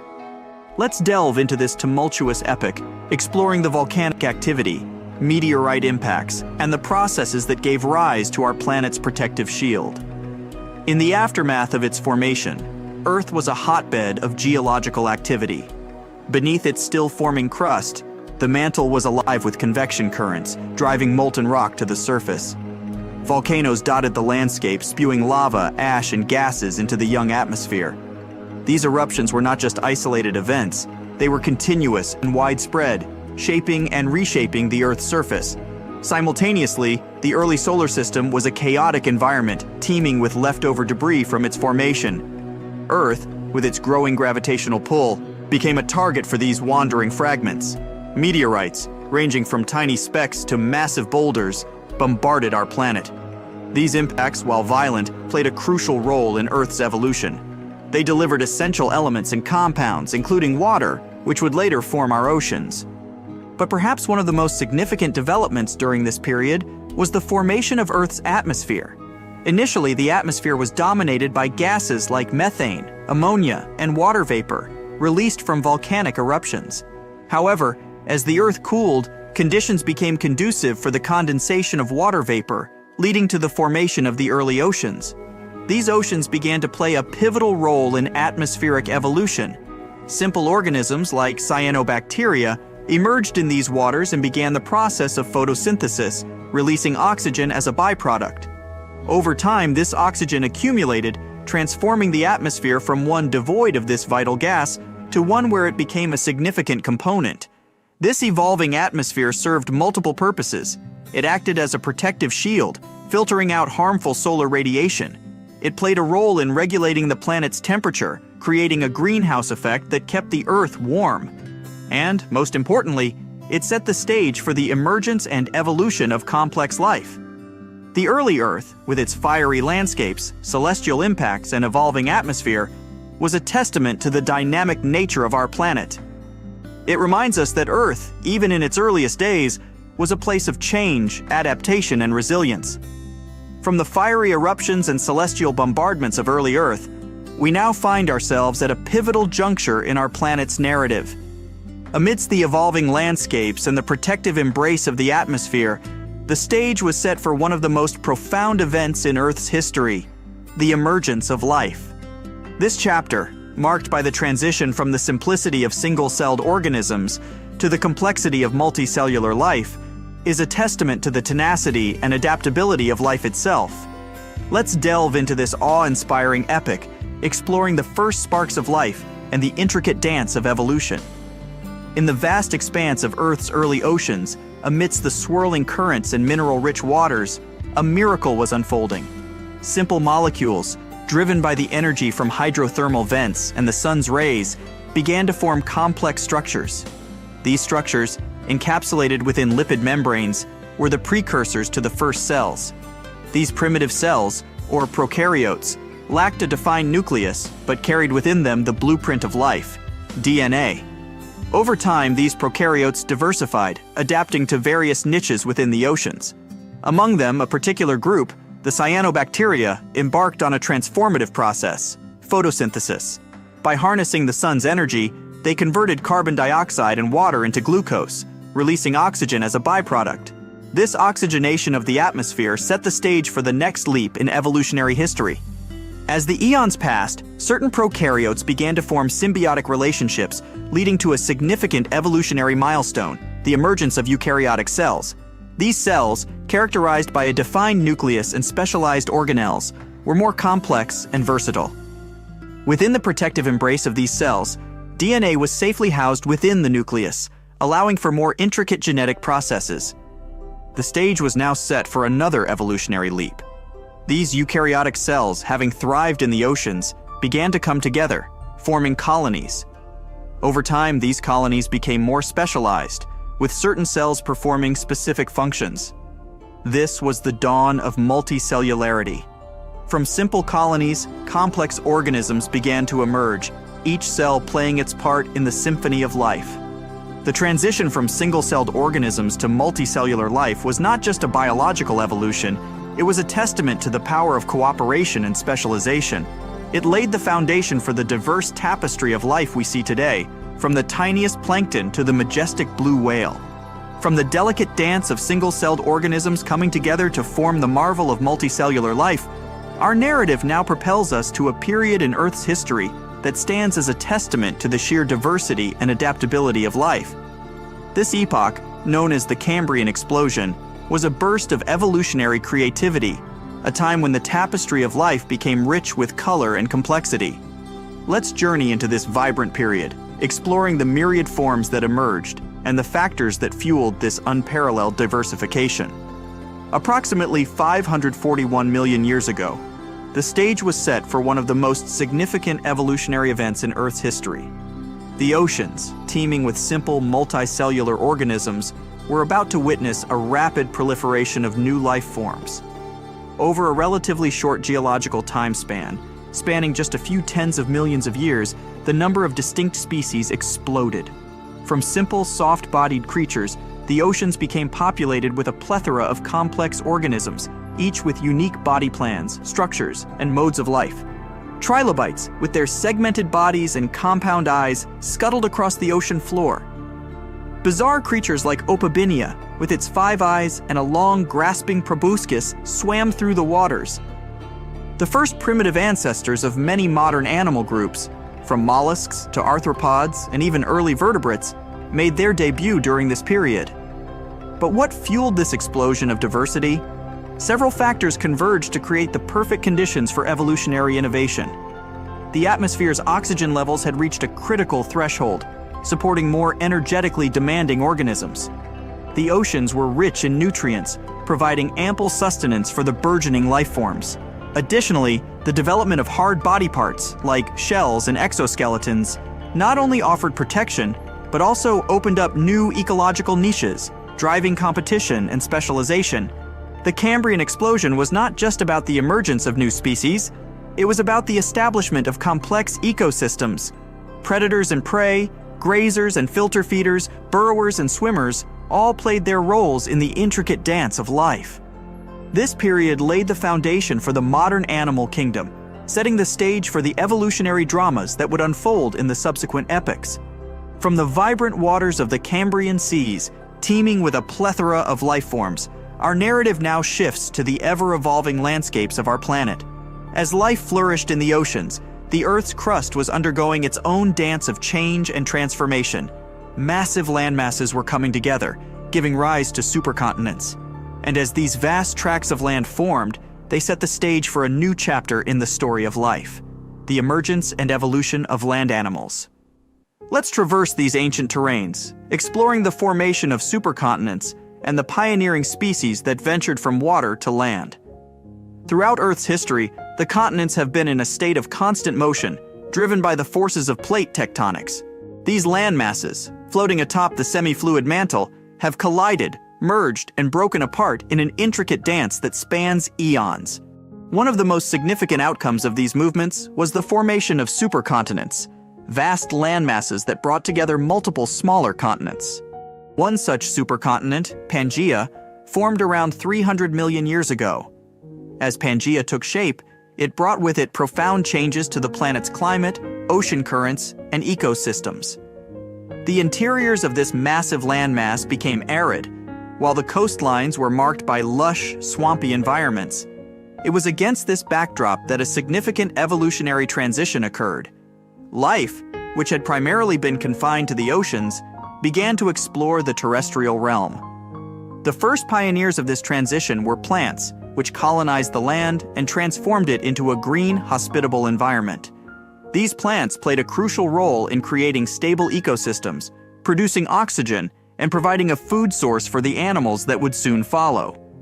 Among the first animals to venture onto land were the arthropods, including early ancestors of insects and spiders.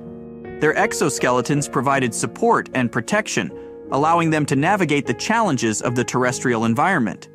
Following closely were the amphibians, descendants of fish that had evolved limbs and lungs. These creatures, with their ability to breathe both in water and on land, became the bridge between aquatic and terrestrial life. The formation of supercontinents and the colonization of land by animals set the stage for the next phase of evolutionary history. As ecosystems became more complex, new niches opened up, driving further diversification and specialization. From the early amphibians, reptiles emerged, laying hard-shelled eggs and further reducing their dependence on aquatic environments. The stage was set for the rise of the dinosaurs, mammals, and the myriad land animals that would come to dominate the planet. Having witnessed the grandeur of supercontinents and the pioneering steps of the first land animals, we now delve deeper into the struggles and triumphs of these terrestrial pioneers. The transition from water to land was no small feat. It presented a myriad of challenges, from the basic necessities of breathing and locomotion to the complexities of reproduction and survival. Yet, as with all chapters in the story of life, adversity spurred innovation. Let's journey together, dear listeners, into the world of early land animals, exploring the obstacles they faced and the remarkable evolutionary solutions they devised. The very act of moving from water to land presented the first set of challenges. In the buoyant embrace of the oceans, weight and support were not pressing concerns. However, on land, the pull of gravity necessitated structural adaptations. Early amphibians, with their muscular limbs, evolved a robust skeletal system, providing the necessary support and allowing them to navigate the varied terrains of the ancient landscapes. Breathing was another significant challenge. While the aquatic ancestors of these land animals relied on gills to extract oxygen from water, the terrestrial environment demanded a different approach. Lungs, which allowed for the intake of atmospheric oxygen, became a crucial adaptation. These early lungs, while rudimentary compared to those of modern animals, set the stage for the diverse respiratory systems we see in land animals today. Reproduction, too, underwent a transformation. In the aquatic realm, external fertilization was common, with eggs and sperm released into the water. On land, this method was not viable. Early land animals, especially amphibians, had to return to water to reproduce. Over time, evolutionary innovations like internal fertilization and the development of hard-shelled eggs in reptiles allowed for a complete transition to terrestrial reproduction. Survival on land also meant contending with new predators and finding novel ways to secure food. This drove the evolution of various defensive mechanisms, from camouflage and toxins to speed and agility. The development of specialized sensory organs like enhanced vision and hearing allowed these early land animals to better navigate their environment and detect both prey and predators. As the eons passed, these challenges spurred a plethora of evolutionary innovations. From the amphibians came the reptiles, and from them, the dinosaurs and mammals. Each group, in its own way, tackled the challenges of terrestrial life, refining and building upon the solutions of their predecessors. As we draw our journey to a close, let's take a moment to reflect on the profound tapestry of events that have shaped our planet's history. From the birth of our solar system, the formation of the sun, the tumultuous early years of Earth, to the emergence and evolution of life, each chapter tells a story of resilience, adaptation, and the inexorable march of time. The Chicxulub incident, a cataclysmic event that forever altered the course of life on Earth, serves as a poignant reminder of the fragility and interconnectedness of our world. A single moment, a cosmic collision, had the power to reshape ecosystems, extinguish countless species, and pave the way for new forms of life to emerge. Yet, amidst the chaos and destruction, life found a way. Seeds and pollen, resilient in the face of adversity, ensured the continuity of plant life. The oceans, though transformed and challenged, remained cradles of biodiversity. And from the ashes of extinction, new life forms arose, each adapting and evolving to the ever-changing conditions of our planet. Our journey through Earth's history is not just a chronicle of events, but a testament to the enduring spirit of life. It's a story of challenges met, of adversities overcome, and of the relentless drive of life to persist, adapt, and thrive. As we conclude this video, let us carry with us a sense of wonder and reverence for the intricate web of life that surrounds us. Let us celebrate the resilience of nature, the beauty of evolution, and the mysteries that await us in the chapters yet to be written. Thank you, dear listeners, for joining us on this voyage through time. Until our next adventure, cherish the world around you, for it is a story millennia in the making. Antarctica wasn't always a frozen wasteland.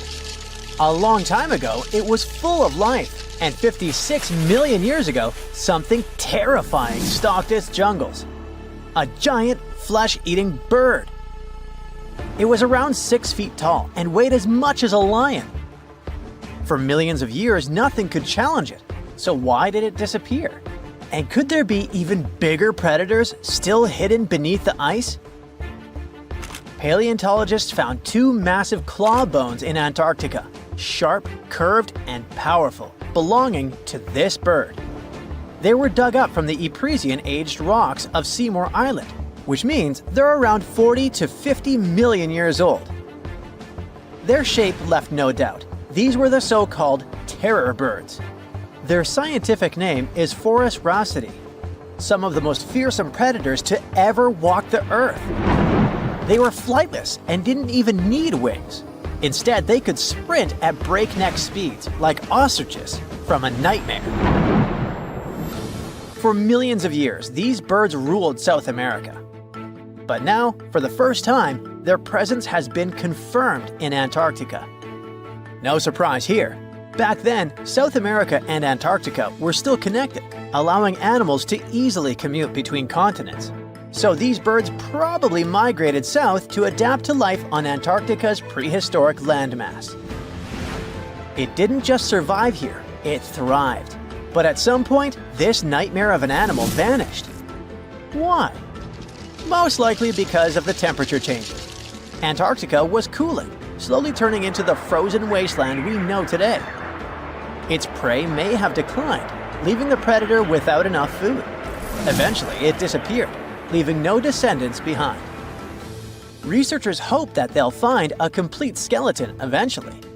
They're also wondering where there might be even bigger species waiting to be discovered. Perhaps these birds evolved into a completely new Antarctic lineage.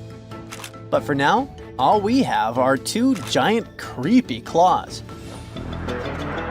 People often think that there are almost no animals or plants in Antarctica. But that's not true at all. Penguins waddle around, and forget the cute tiny ones. Antarctica used to have 6-foot-tall monsters. The emperor penguins are the largest penguin species alive today. They can dive over 1,800 feet deep and hold their breath for over 20 minutes. There were giant ancient penguins around 38 million years ago. They were the size of humans. Fossils show they had long, sharp beaks, making them terrifying hunters of fish and squid. The fish there are also absolutely fascinating. Forget giant squids. Colossal squids are nightmares even bigger. Some reach over 40 feet long with massive, super sharp beaks and eyes the size of dinner plates. Finally, orcas, the apex predators of the Antarctic Ocean. They hunt in packs, working together like a wolf pack of the sea to take down seals, fish, and even massive whales. There are even tiny plants like moss and algae, Antarctic hairgrass and pearlwort. They somehow survive against all odds. There are many other myths going on about Antarctica. For example, some people think that when icebergs break off from glaciers, they immediately start drifting straight into the open ocean until they melt. But the reality is way more chaotic. First, when an iceberg breaks off from a glacier or ice shelf, it has to deal with underwater obstacles. It can stay stuck on the seafloor for decades without moving. Then they get caught in powerful whirlpools and spin in place for months. One iceberg, a 23A, spent nearly 40 years frozen in place before finally breaking free, only to get caught in a swirling ocean vortex for another 8 months. After that, their paths are influenced by ocean currents, tides, winds, and even underwater topography. They don't just float freely. Their movements are full of literal, unexpected twists. And speaking of glaciers, another strange rumor is that some humans can't travel more than 311 miles inland in Antarctica because of an impassable ice wall, freezing jet fuel, deadly winds, and no oxygen. But this is completely false. Antarctica has been explored by planes, vehicles, and even scientists on foot. There's an entire research station sitting at the South Pole. People live there all year long. The ice wall is real, a massive ice cliff rising above the ocean. But that isn't some secret barrier, it's an ice shelf. These are thick slabs of ice that form when glaciers slowly flow off the land and spread over the ocean. Almost 3/4 of Antarctica's coastline is made up of them, but they don't form some giant ring around the world. Antarctica is one of the most extreme places on Earth, but we've conquered its challenges and we keep learning more about it every year. That's why every year, millions of dollars are poured into keeping research stations running, protecting wildlife, and making sure the people who live there have everything they need. But where does all this money go? Well, Antarctica stations are basically small cities. There's electricity, heating, water purification, food storage, and medical facilities. The biggest station, McMurdo, is basically a town with over 1,000 people in summer. It has everything from a fire station to a gym. The South Pole Station is super deep inland, so it's one of the hardest places to supply. Getting food and fuel there requires airplanes flying thousands of miles in extreme cold. But the internet loves a good mystery. When Google Maps revealed what looked like a massive doorway in Antarctica, conspiracy theorists went wild. People joked about everything from Bigfoot's vacation home to a secret base, or even a Star Trek spaceship hangar hidden in the ice. But there's a way simpler and less exciting explanation. It's actually a grounded iceberg, a chunk of ice that got stuck in shallow water and is now slowly melting. As ice moves across the landscape, it flows around bumps and obstacles, creating odd shapes. The process of melting, breaking apart, and refreezing can carve ice into unexpected forms. Antarctica also has incredibly strong downward-blowing winds that sculpt ice into dramatic formations over time. No secret doorway, unfortunately. And speaking of doors, for years, Ushuaia, Argentina, has been called the gateway to Antarctica, the last stop before the icy continent, the place where expeditions begin. But there's another option. Punta Arenas, Chile. Let's compare them. Ushuaia is closer to Antarctica. It's the top departure point for tourists going on cruises. But no regular flights to Antarctica. No major scientific bases operating from here. It's basically controlled by the military, which refuses to allow private flights, only commercially operated ships. Yes, Punta Arenas is further from Antarctica, but 22 countries and global organizations use it as their main base. There are regular flights to Antarctica happening there every year. Private airlines can actually operate here, making it the real air connection to Antarctica. Ushuaia may have the best location physically, but Punta Arenas actually runs the show. Argentina made a huge error in picking its Antarctic airbase. Instead of setting up a simple, accessible base at sea level, they built Marambio Base, very high, on rough terrain, completely impossible to reach by land. Everything has to be flown in by helicopter, making operations slow, expensive, and frustrating.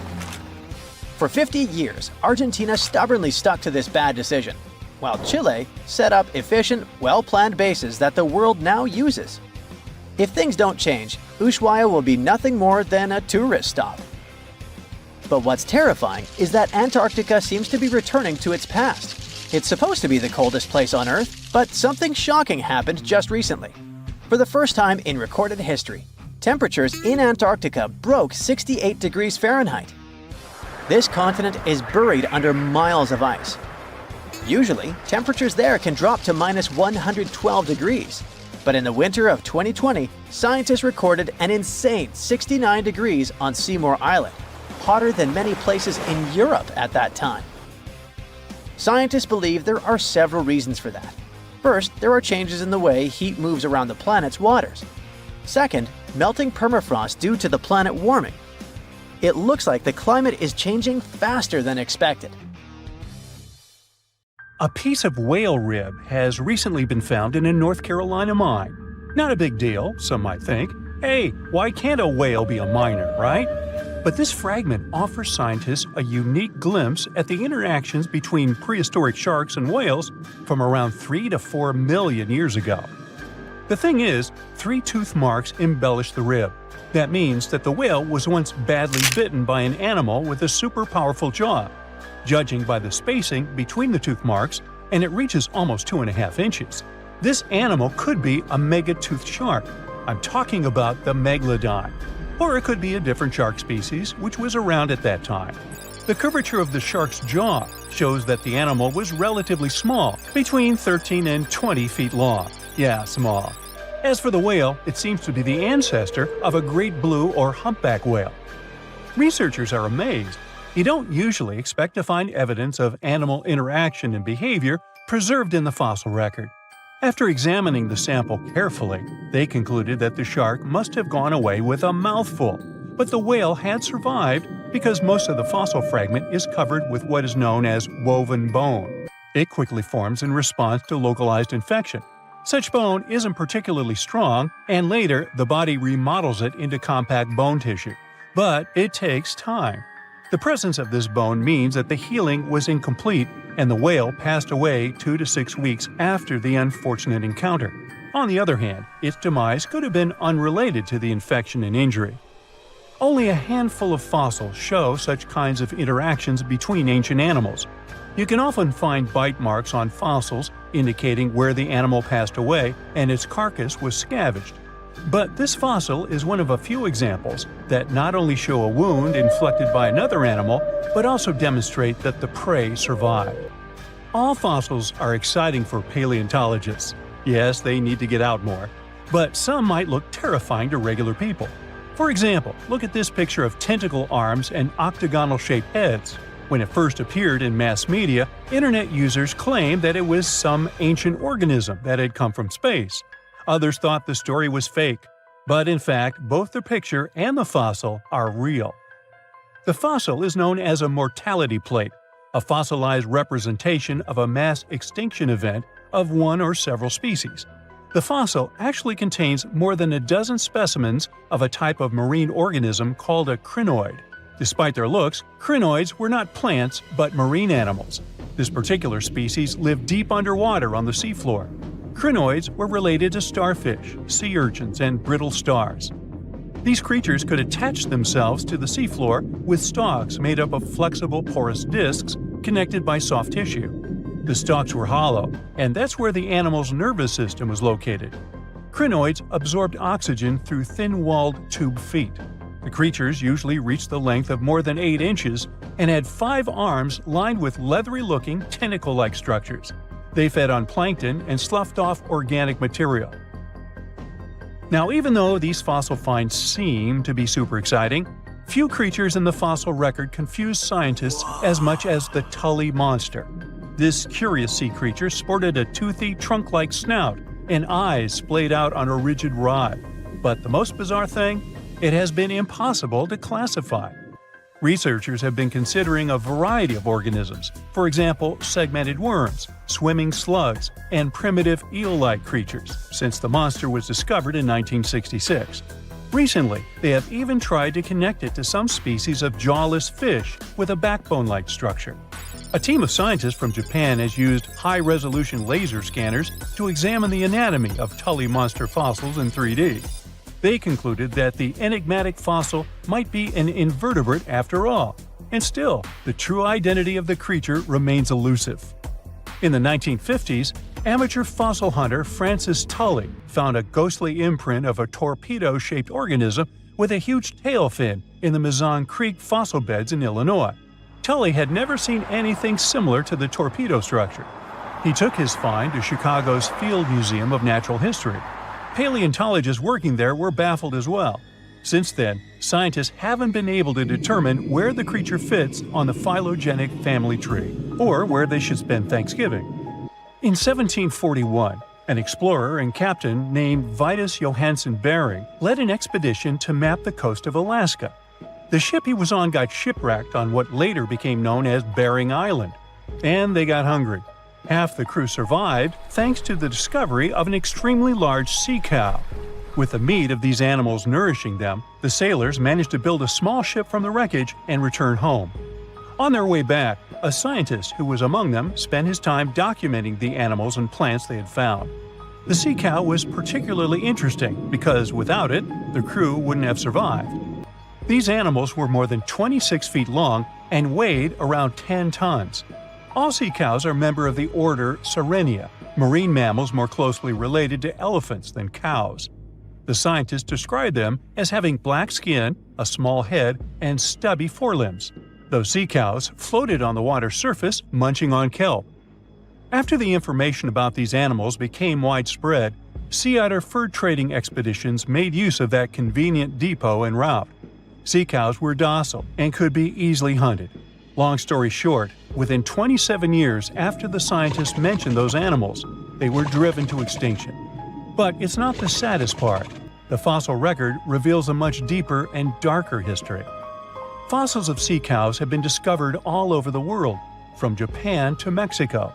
It means that the animal once thrived in the vast kelp beds around the entire North Pacific Rim. That small population discovered by the expedition was probably the last remains of a once much larger and way healthier population. More likely, Aboriginal hunting had already reduced the numbers of these animals to near extinction levels, and the final blow came from Western hunters. The living close relatives of those ancient sea cows are rarely hunted today. Still, they're under threat of extinction themselves. To some, this amazing fossil might look a bit disturbing. Slaves' lentils are fossils that belong to animals called nummelites. They lived and thrived in a warm, shallow sea covering part of Egypt around 40 million years ago. The name nummelites hints at the fact that larger specimens resemble coins, and in Egyptian folklore, they're even referred to as angel's money. These creatures have a simple, single-celled structure, which contrasts with their super intricate skeleton. Look at this series of spiral overlapping whorls. Each whorl is divided into countless tiny chambers. Nummelites can grow to be 4 inches in diameter, and still, they are the fossils of single-celled animals related to amoeba. How and why did they grow to be so large? The reason could be their symbiotic relationships with other smaller organisms. In the case of modern species, Such symbionts are tiny golden-brown single-celled algae called diatoms. The shells of pneumolites are relatively transparent, and since they're flat, there's a large surface area for the light needed for the diatoms to photosynthesize. For some reasons, scientists are still debating about them. The presence of plant symbionts in animals dwelling in the sea encourages the growth of a calcareous skeleton in hosts. So, the gigantic size of the pneumolites in Egypt could be due to their close relationship with symbiotic diatoms. Does that make sense? Fun fact: a species of pneumolites evolve very fast, and their fossils change from one layer of sediments to the next. So, the limestone used for the pyramids of Giza are so packed with such fossils that it's known as pneumolitic limestone. This limestone also contains two kinds of pneumolites, the smaller slave's lentils and the larger angel's money. But those are not different species, but rather different stages in the life cycle of a single species. Now here's something. Baltic amber is one of the most common resins found in the world. The reason for this is that due to the vast forests of pine, their numerous deposits are so common, they provide wonderful treasures from long ago. Ants are especially common in the Baltic amber, which comes from pine trees. Its resin is rich in sugar, so the ants often live amongst the trees, close to the easy source of food. One block found in East Germany has preserved one ant that is estimated to be about 48 million years old. Think of the birthday cake. But what makes this find interesting is another animal inside the amber. It's a mite, notorious hunters in the insect world, capable of traveling at great speed. These guys quickly latch onto their hosts, sucking them dry. They're also capable of destroying entire hives in one go. And within this piece of amber, the amber provides a display of their final struggle. In Southeast Asia, feathers belonging to something unique have been found from 80 million years ago. They were captured in resin during the Cretaceous period, a peak time for dinosaurs. The many feathers inside are from the coelurosaur. It looks like a dinosaur, but this animal is more related to birds. Other feathers like this have been found in resin. They belong to avian and other non-flying dinosaurs. The discoveries have helped reimagine what dinosaurs actually look like. Still, dinosaurs may have had feathers instead of being completely bald. Of course, for most of them, the feathers weren't used for flying, but they helped the dinos stay warm. However, the feathers weren't all that was found, and a part of the coelurosaur's tail is also preserved. Still, it's so small and ancient that its DNA hasn't survived to map their entire genome. The enclosed tail is also very delicate, and it can't be removed from its protective amber shell. But although these findings can only be observed, they've still provided a great insight in the evolution of birds. But how does amber preserve things so effectively, even at the initial stages? The trees produce the resin to protect any small gaps in the bark against feeding insects. Its antiseptic nature and lack of water content ensures it doesn't degrade for a long time. This also makes it more resilient as it petrifies over long periods, eventually becoming a fossil. Some of the oldest amber ever found was from the Triassic period, showing how long it can last. The pieces from Italy are about 230 million years old. And inside one of these ancient droplets holds the oldest arthropod ever recorded. This mite found inside has provided a broader understanding to their evolution. Today, they're known to mainly annoy gardeners by feeding on the petals of flowering plants. However, at the time the mite was caught, flowers didn't have any petals, and it would be without this tasty meal for another 100 million years. Now, 100 million years ago, Myanmar was part of Gondwana, the great supercontinent. At that time, Myanmar wasn't part of Asia yet. But it was still lush with a great forest, which contained many species of lizards that lived amongst the undergrowth, hiding away from dinosaurs. Many of them have been stored within amber. This fact helped discover ancestors of geckos and chameleons. By using CT scans, scientists have analyzed them, providing a glimpse into the formation of their scales, teeth, feet, and claws. It also provided an understanding of how these archaic creatures once appeared. Although mostly pieces of lizards, by using modern technology, the scientists have been able to create 3D images of the lizard. These images can reveal how those guys appeared in their full form. The images show that they still retain some of their exact features to this day, like the chameleon's sticky pads used for climbing. A salamander fossil from around 20 million years ago is one of the most intact specimens ever found in amber. Details of its final moments show that it had been attacked before getting stuck in the resin. However, what's confusing about this find from the Miocene era is that the amber was found in the Caribbean, but it came from a tree that's closer related to those from East Africa. The lizard also has ancestry from the same area. Finds like this have opened a whole new understanding about how these small lizards migrated. It's expected that they would have ridden fallen logs, which took them across the seas to new homelands, not only to the Caribbean, but to all continents except for Antarctica. Nobody goes there, it's too cold. In the Dominican Republic, you can find some of the rarest of all ambers. This Dominican amber came from neotropical forests from around 20 million years ago. Many of the trees that made the resin are now extinct. The amber is almost completely see-through and can come in an array of beautiful colors.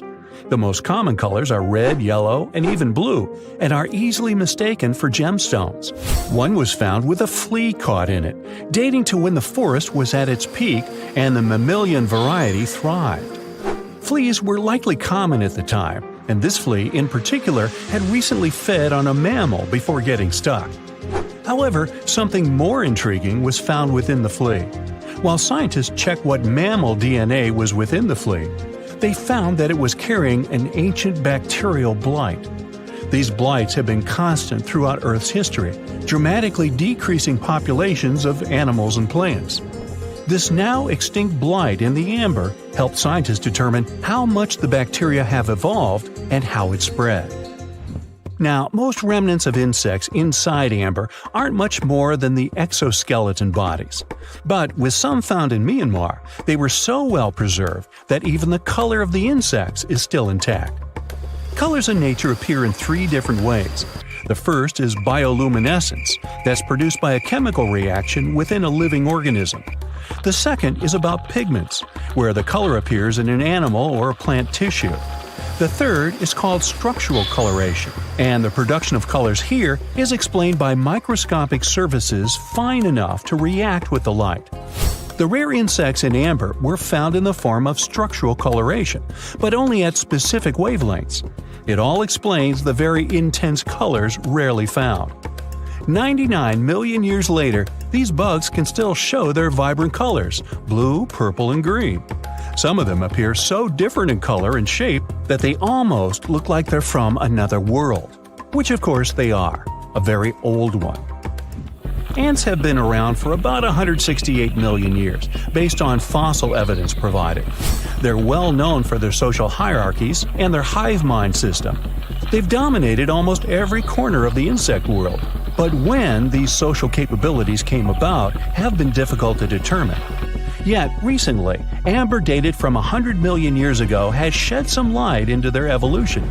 Several amber pieces have preserved various ant types, including the worker ants, guardian or soldier ants, and even a queen ant. Before these pieces were found, it was estimated their social nature occurred millions of years later. A piece of amber dated 100 million years ago helped shed light on the evolution of birds. A perfectly preserved bird that hatched preserved in amber was already equipped with its flight feathers. With the earlier physical abilities, they would be capable of moving around the nest by themselves at a very young age, and it's expected they could search for their own food almost immediately. But as birds continue to evolve and spend more time in the skies, their brain developed larger for their cognitive abilities. After hatching, their early development was then more focused on the brain, and the chicks slowly became more reliant on their parents over time.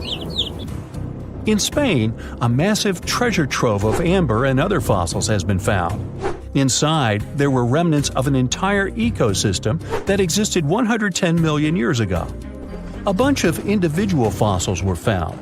The vast collection includes many types of insects, mollusks, arachnids, plants, 50 different dinosaur bone fragments, feathers, and hair from mammals, and a McDonald's burger wrapper. Nah, just kidding. With the abundance of findings, it's helped researchers understand the ancient terrestrial ecosystem that once existed. With loads of specific details of the environment, they've reconstructed the swamp. This way, it's now possible to experience what it was like in the world of dinosaurs. It was one of the biggest creatures ever to roam the Earth. It was longer than your average school bus and could easily weigh more than 10 elephants combined. But where did it live? How did it end up having this size? And most importantly, why is it extinct nowadays? Let's find out. The megalodon was the largest predator ever known in our planet's history. In terms of its location, the megalodon lived practically in all waters on our globe, except near the poles. The reason why there were no megalodon teeth found in Antarctica is probably that the gigantic creature adapted to only warm tropical and subtropical waters. The younger ones liked to keep to the shores, while full-grown adults preferred coastal areas, but they could easily move into the open ocean as well. How do we know the megalodon was so widely spread? We can only presume, based on the fact that they discovered the most northern fossils off the coast of Denmark and the most southern in New Zealand. The discussion of how the megalodon got this size is still open in the scientific community. They recently found out that not all the specimens from this fascinating species reach the same huge size. This has to do with a little something called the Bergmann's Rule, which says that the temperature of the surrounding environment affects the animal's body size because they either need to conserve or shed heat. The megalodons that reach cooler waters probably needed more body weight to make sure they survived in low temperatures. On the contrary, those living in warmer waters had to be smaller to avoid burning up. But what did this enormous fish look like? Most modern depictions show the megalodon resembling an enormous great white shark. But well, it seems it may not necessarily be correct. The megalodon likely had a much shorter nose and a flatter jaw that looked almost squashed when compared with a great white shark. It also seems to have something in common with the modern blue shark: extra long pectoral fins. They needed these to support their weight and size while navigating the planet's waters. Lastly, the lady megalodons, seem to have been about twice as large as the gentlemen. As for their offspring, even a small megalodon was enormous, at least 6.5 feet from nose to tail. How do we know that? Because specialists have stumbled upon megalodon nursery habitats in Panama, Maryland, the Canary Islands, and Florida. Even the piles of used diapers were enormous. Nah, not really. Surely the scariest aspect of the megalodon's looks was its mouth. I mean, think about it. Megalodon had whales for dinner, so it obviously needed to open its mouth wide enough. Scientists have estimated that its jaw would span a mind-boggling size, 9 by 11 feet wide. Just to paint you a better picture, that means it could have easily gulped down 2 adult people side by side. Wait, which 2 adults? Those impressive jaws also feature 276 teeth. Based on modern reconstructions of the force of its bite, it looks like it may have been one of the most, if not the most, powerful animals of prey ever to exist. For comparison, humans can have a bite force of around 1,300 newtons. Today, great white sharks have been estimated to be able to bite down with a force of over 18,000 newtons. The megalodon tops all the records, with an estimated power of bite up to 10 times greater than that. It could basically crush a car with very little effort. Its teeth were also pretty amazing. Similar to sharks, the megalodon was fast in replacing its broken or worn teeth. With 4 or 5 rows of teeth in its mouth, it basically acted like a conveyor belt, growing back damaged or missing teeth within about 48 hours. This means that an adult megalodon probably would have grown several thousand teeth throughout its lifetime. It was nice of them to do that, though, since it's probably one of the reasons why megalodon teeth are so common in fossil records, and we're able to study them properly. To maintain its impressive physique, the megalodon had to eat somewhere around 2,500 pounds of food per day. Can't wrap your head around that? Well, it was the equivalent of 1 1/4 cows per day to survive. It's like if you had to eat 3,300 cans of tuna every day. I've used the word megalodon a lot, but have I mentioned where it comes from? When translated from Greek, it means giant tooth. Ah, those clever Greeks. However, this giant shark's full scientific name is a bit more complicated: Carcharocles megalodon. But are these gigantic predators actually extinct? We tend to believe so, but let's be honest for a second. We've come to know more about the surface of Mars than the depths of our oceans. Like, we've only explored 15% of our oceans altogether. Who knows what may be lying out there in the deep? Maybe some ancient predators? The Mariana Trench is the deepest oceanic trench on Earth.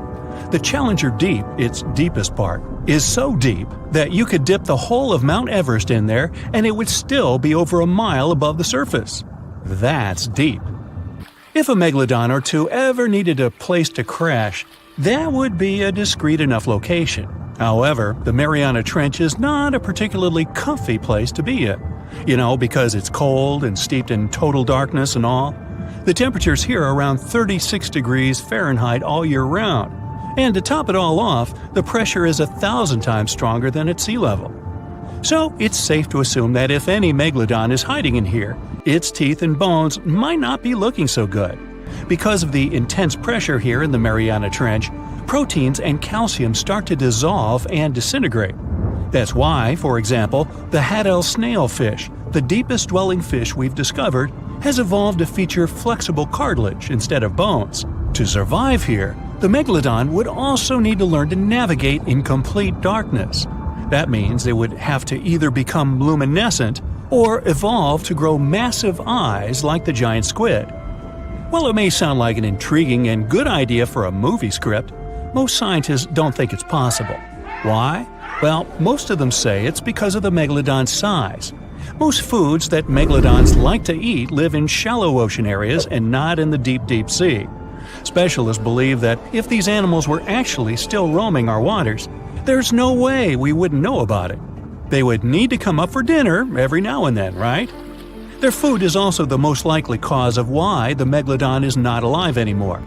While some specialists believe the megalodon became extinct because of a drop in the ocean water temperature, most scientists suggested that the shifting food chain dynamics may have been more to blame. Why? Because at some point, there was less and less of its primary food source, baleen whales, and at the same time, the numbers of its natural competitors, like smaller predatory sharks like the great white shark and whales, increased. The megalodon did live on this planet a lot more than we did, and way back when we didn't even exist yet.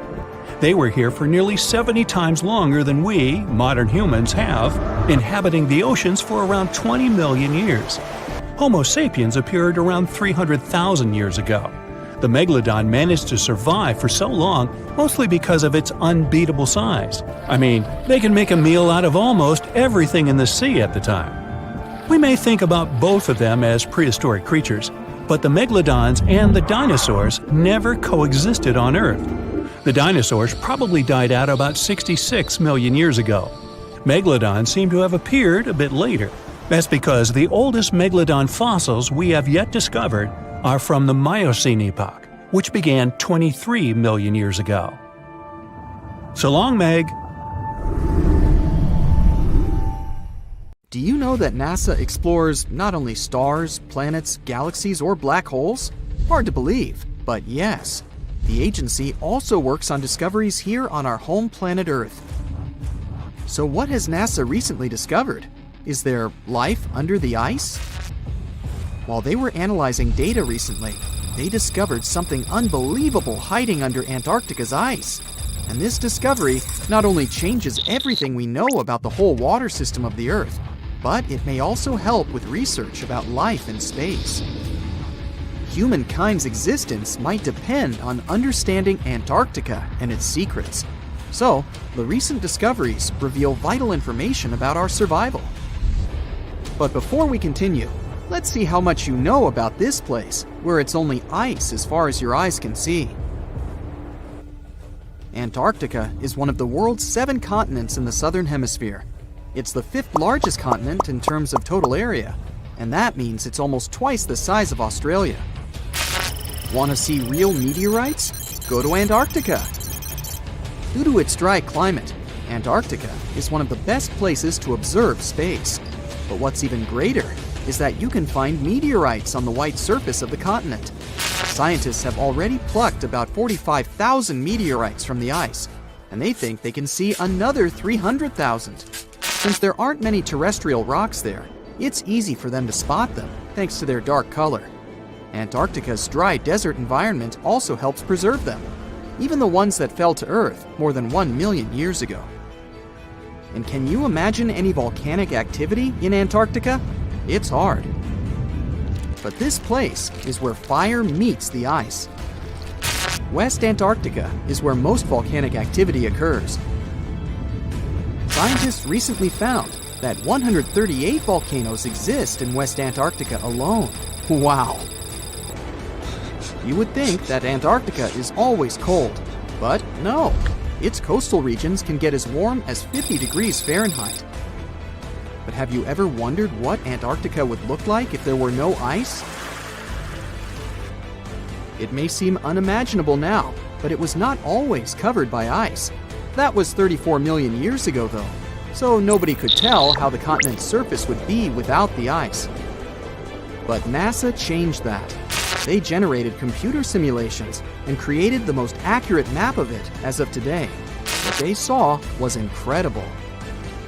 The continent was not flat at all, like it seemed. It's pretty bumpy, with valleys, rolling plains, and high mountains. But this was nothing next to what they had discovered under Antarctica's ice. So, what is it? Drum roll, please. NASA found 2 new subglacial lakes. And what's even cooler about it is that they spotted these lakes from space. How is that? If your answer is high-tech satellites, then you're right. In 2003, NASA launched a satellite called IceSat. It measured ice sheet mass balance and cloud and aerosol heights. The satellite also helped create the ice-free map of Antarctica. In 2010, the European Space Agency launched the second satellite, CryoSat-2. It was for tracking the changes in the thickness of the ice. Then, in 2018, NASA launched the third one, IceSat-2, a follow-on to the IceSat spacecraft. It measured ice sheet elevation and sea ice thickness. It was NASA's most advanced Earth-observing laser instrument. It delivered the highest precision data.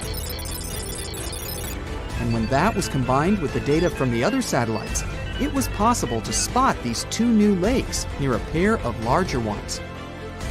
But how is it possible that these lakes exist in the first place?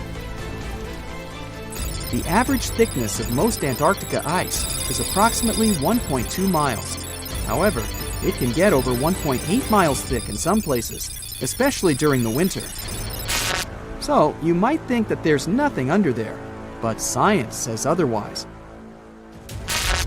It's not quite possible to see it with your bare eyes, but the continent's ice is slowly but constantly flowing in different directions under the force of its weight. But scientists could not figure out how water moved for many years. That started to change in 2007, when data gathered from the IceSat provided insight into what hides beneath the surface. They first discovered an entire network of meltwater lakes connected under Antarctica's fast-flowing ice streams, and there were hundreds of them. Scripps Institution of Oceanography glaciologist Helen Amanda Fricker figured that the elevation changes measured by IceSat happened because of the dynamics of these lakes. They did not hold meltwater statically. Instead, they were filling and draining continuously over time through a system of waterways. And as they did that, the ice above rose and fell. But where do they drain? The ocean, of course, and it drains a lot. A recent study, co-authored by Fricker, found that the drainage of one lake flushed as much as 198 billion gallons into the ocean in only 3 days. Countless mysteries about how nature works are still waiting to be solved. But finding the 2 new lakes will give scientists a better picture of how fast the Antarctic ice sheet will change as the climate gets warmer, and how this will affect global ocean currents and sea level rise. The filling and draining cycle of the lakes also caused the ice sheet to suffer cracks and crevices. So, The information they find from these new lakes will also give them a better understanding of the damage on the surface of the ice. They will also be able to assess how this filling and draining system influences the speed at which ice slips into the oceans and seas. And that means they can evaluate how the added fresh water may alter marine ecosystems. This discovery may also suggest whether life is under the ice. Wow! Scientists drilled through about 3,504 feet of ice and found that water samples taken from one of the lakes contained approximately 10,000 bacterial cells per milliliter. Such a high number of bacterial life is a good sign, because that means the icy waters might also support higher life forms, such as microanimals, and one of these new lakes might even be their home. But the most exciting thing is that the new lakes might help them understand whether life on other planets is possible. Scientists believe any life below the frozen surface of the planet Mars might follow the patterns seen in Antarctica's lakes. So, there is a possibility that they might find critical new information on the type of life that may have existed on the red planet. You wouldn't want to be there during the winter, though. The lowest temperature on Earth you can experience is negative 128 degrees Fahrenheit. In 2010, there was an even lower temperature of negative 135 degrees Fahrenheit, and you may feel this cold much worse due to the strong and dry winds. Did you know that the size of the ice surface on Antarctica also changes throughout the year? It's about 1.2 million square miles during the summer, but when it's winter, it grows to 7.3 million square miles. Yet, despite the change, it remains the largest piece of ice on Earth. Sorry, Arctic, you lose. Do you know these cute little penguins? Consider these animals the locals, because there is no native population in Antarctica. It's a no man's land, because no single country owns it. But do you know who really owns it? 5 different species of penguins, seals, and killer whales. Ha. Despite the continent's harsh conditions, you can visit it as a tourist for fishing and research purposes. Around 5,000 people reside on the continent during summer at research stations. But when winter comes, the number naturally drops down to 1,000. Antarctica's ice blanket makes up 70% of the world's freshwater reserves. Imagine what would happen if it melted. The global sea levels would be raised by almost 200 feet. Look at those lush coniferous forests and tundra. What a wonderland. You may have mistakenly thought it's Canada, but it's not. It's Antarctica, about 34 million years ago. So what makes Antarctica this frigid today? It turns out a mix of dropping carbon dioxide levels and some tectonic shuffle played a huge role in transforming this ice-free paradise into the frozen continent we know now. About 50 million years ago, CO2 concentrations were sky high, strutting around at around 1,000 to 2,000 parts per million. But as those levels tumbled down, global temps started to drop, paving the way for the mighty ice sheets that later took over Antarctica. While the CO2 dive was happening, tectonic activity was also working its magic. The big split between South America and Antarctica opened up the Drake Passage, which created the Antarctic Circumpolar Current. This powerful current acted like a bouncer, keeping warm air and ocean currents from crashing the Antarctic party, and helping keep things rather frosty. If you mix up Australia and Antarctica, you're not that wrong. These two continents used to be one. If you mix up Austria and Australia, it's much worse. By the way, don't fall for the internet myths and memes. There's no help desk in Austria specifically for people who intended to fly to Australia. Now, look at this magnificent Australian pink beach. It's precious, and not in a figurative sense. Those mysterious pinkish sands are actually garnet, and it's widely used in jewelry. Geologists studied those sands and came to the conclusion that the garnet contained there is older than local mountains. That doesn't make sense, right? In fact, it does. You see, Australia didn't used to be this very detached continent as it is now. Many millions of years ago, Australia and Antarctica were part of the supercontinent Gondwana, and glacial erosion released the garnet, which eventually made its way to the beach. These sands formed when South Australia was flat and chill, long before the mountains appeared. Most garnet gets washed away, but this batch has a rich history, tracing back to glacial rocks in the Transantarctic Mountains. So this pink sand comes from an ancient mountain range hidden under Antarctic ice. Not only does Antarctica ice hide gems like garnet, if you look harder, you might find entire buildings. Sounds insane, but this is exactly what a British explorer did. His name is Chris Brown, and he uncovered an entire building beneath the ice. He was traveling to the pole of inaccessibility, and it all started with a bummer. Chris and his son had their plane broken. Suddenly, they spotted a lone bust peeking out of the snow. This place was an old meteorological station. Despite freezing conditions, Chris and his son Micah had a blast exploring. Chris is on a mission to conquer all 7 earthbound poles of inaccessibility and has tackled 5 so far. I guess you already know that Antarctica is the largest desert on Earth, much larger than the Sahara or the Gobi. Still, despite being the driest continent on Earth, it boasts a seriously weird waterfall. Nestled in the mesmerizing McMurdo Dry Valleys, it's 5 stories tall and looks like it's gushing blood. It's even called Blood Falls. It may look outlandish and even frightening, but its nature can be easily explained. The water that creates this crimson cascade was once a salty lake, but over time, it became sealed off from the outside world when glaciers formed on top of it. Now, this ancient water hanging out 1,300 feet below the surface has cranked up its salt levels to 3 times saltier than the ocean. This salt water is also loaded with iron and gets 0 oxygen or sunlight. When the iron-rich water trickles through a crack in the glacier and meets the air, it rusts up, turning dark red. You may have mistakenly heard that no bug species belongs to Antarctica, but it's not exactly true, because there's this tiny Antarctic midge living there. Plus, there are some spiders too. Those aren't your average spiders hanging out in the darkest corners of your apartment. Those are critters lurking in the chilly darkness of the Antarctic ocean floor. These little marine creepers are actually arthropods and can stretch around 20 inches across. As if that wasn't bizarre enough, they also breathe through little holes in their legs. Quick question. What's the color that you associate most with Antarctica? I'm sure it's white. That's my association too.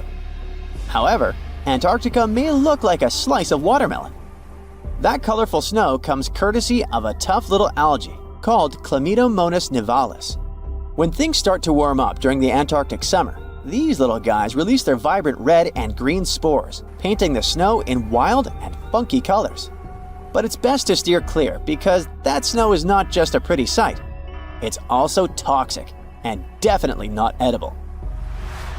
Searching for fossils is always a blast, but when you're in one of the most remote spots on the planet, it gets even more exciting. A diverse team of scientists recently hit the mother lode, pulling in over a ton of fossils from ancient marine life, dinosaurs, and birds from the late Cretaceous period, about 71 million years ago. Their adventure kicked off with a flight to South America, followed by a 5-day trek through the infamous Drake Passage. Upon reaching Antarctica, they set up camp using helicopters and inflatable boats. You might be thinking, why dig in Antarctica with all that ice? Well, it turns out there are places where rocks pop up, depending on the season. The team went to James Ross Island, located in the Antarctic Peninsula, and they went there during February and March. And that's one of the few parts of Antarctica where in summer, rocks are exposed, and those rocks can come from the age of dinosaurs. The expedition was a success, as they discovered over a ton of remarkable finds. Next up, the fossils will head to Chile before making their way to Pittsburgh's Carnegie Museum of Natural History. Among their discoveries, they found relics dating back about 71 million years, alongside some around 67 million years old, including plenty of snails, clams, and various marine creatures. Yikes! Look at this creepy sea worm. It could live in LA and be a star in a horror movie, but it chooses to call the chilly waters of the Southern Ocean near Antarctica its home. These worms can grow up to 8 inches long and 4 inches wide. But don't let their spooky exterior trick you. Research suggests they might actually be superheroes in disguise, playing a vital role in keeping ecosystems buzzing. Now, see that head? It's not really a head. It's just a retractable throat that helps this toothy creature chow down on its meals. Antarctica has many creepy critters to offer. Let me introduce you to the Antarctic strawberry feather star. It's not like Patrick from SpongeBob, though. It's more like a deep-sea creature straight out of a horror movie. Picture this: 20 wiggly arms, some stretching up to 8 inches, all decked out with these bizarre little bumps. Yikes indeed. Back in 2014, scientists buried 34 seismic monitors in the snow on the Ross Ice Shelf, which is huge. Think of it as an ice slab the size of Texas, just chilling over the Southern Ocean. These clever little machines picked up a nearly non-stop buzzing. Even though our human ears usually can't catch these low-frequency sounds, scientists have worked their magic and made them audible for us. They even shared the creepy audio online.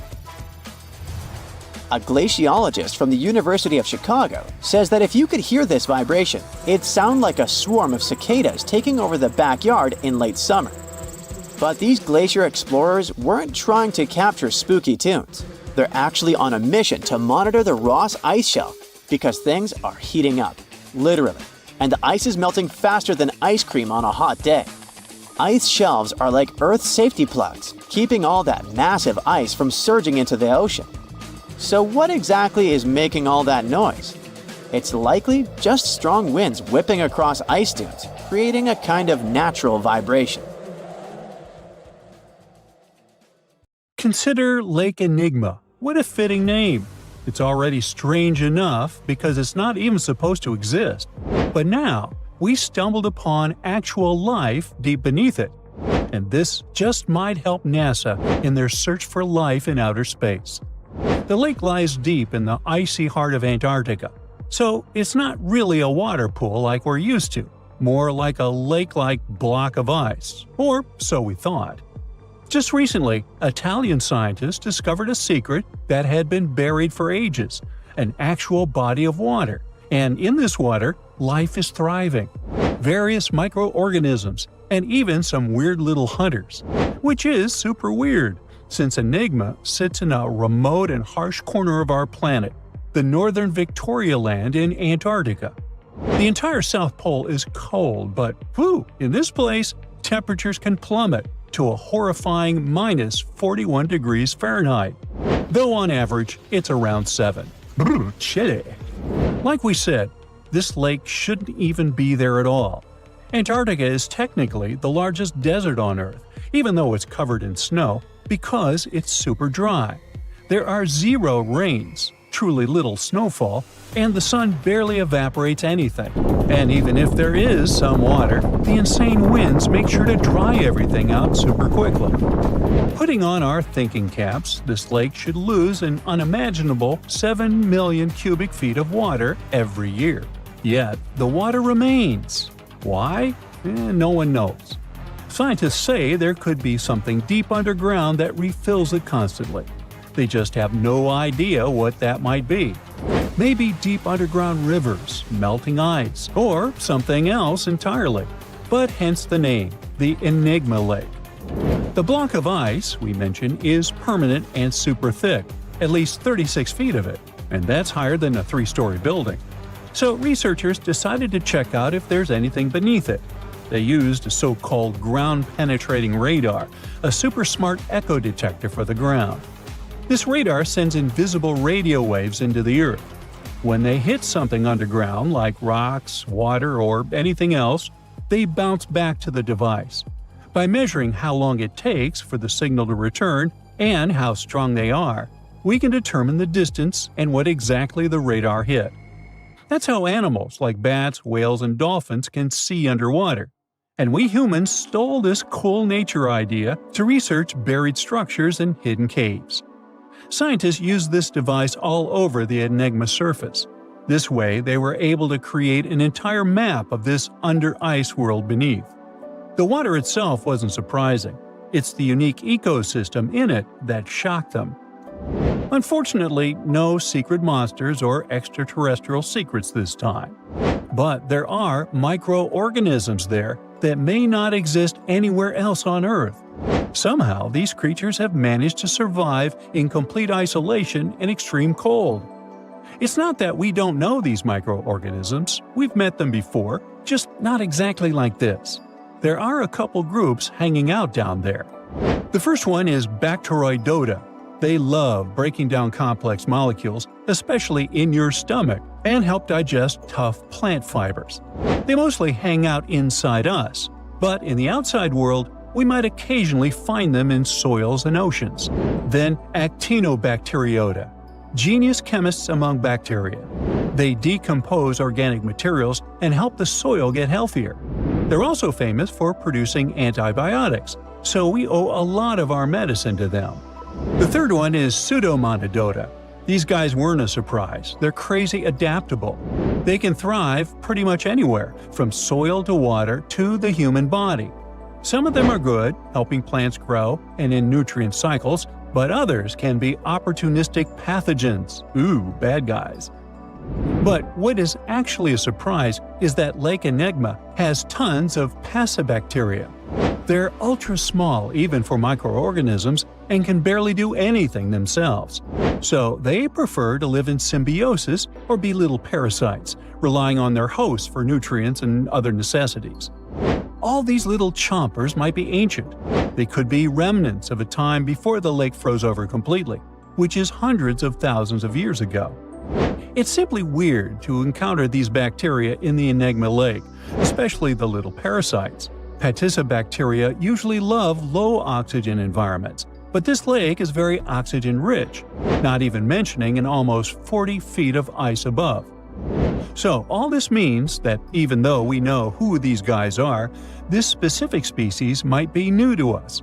They could have evolved with some unique adaptations and abilities using the lake's unusual chemistry. They probably rely on a super simple and delicate food web. Some of the microorganisms produce energy from light, well, whatever light gets down there, or the lake's chemicals.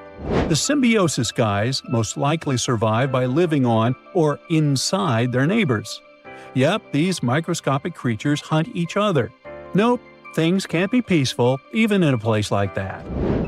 If we find out what their secret to survival is, we might learn more about chemistry, medicine, and even extraterrestrial life. Because if life can endure such extreme conditions, then it can probably appear pretty much anywhere, including our closest neighbors, Europa or Enceladus, the moons of Jupiter and Saturn. They definitely hide oceans beneath their frozen surfaces, and now there's a very high chance there might be some life there. Antarctica must be the closest thing we have to extraterrestrial exploration before we actually land on other planets. It's full of hidden mysteries and surprising creatures. Even outside of Lake Enigma, the South Pole harbors life. Just take the McMurdo Dry Valleys, which are often referred to as Earthly Mars. These are among the most mysterious and extreme places on our planet. They're stretching across Victoria Land in Antarctica, and this is one of the driest places on Earth. Makes sense if you remember the name. Surprisingly, unlike other parts of the South Pole, this land is almost entirely devoid of snow and ice, just lots of super cold ground. There might even be some sand dunes nestled here and there between the rugged mountains.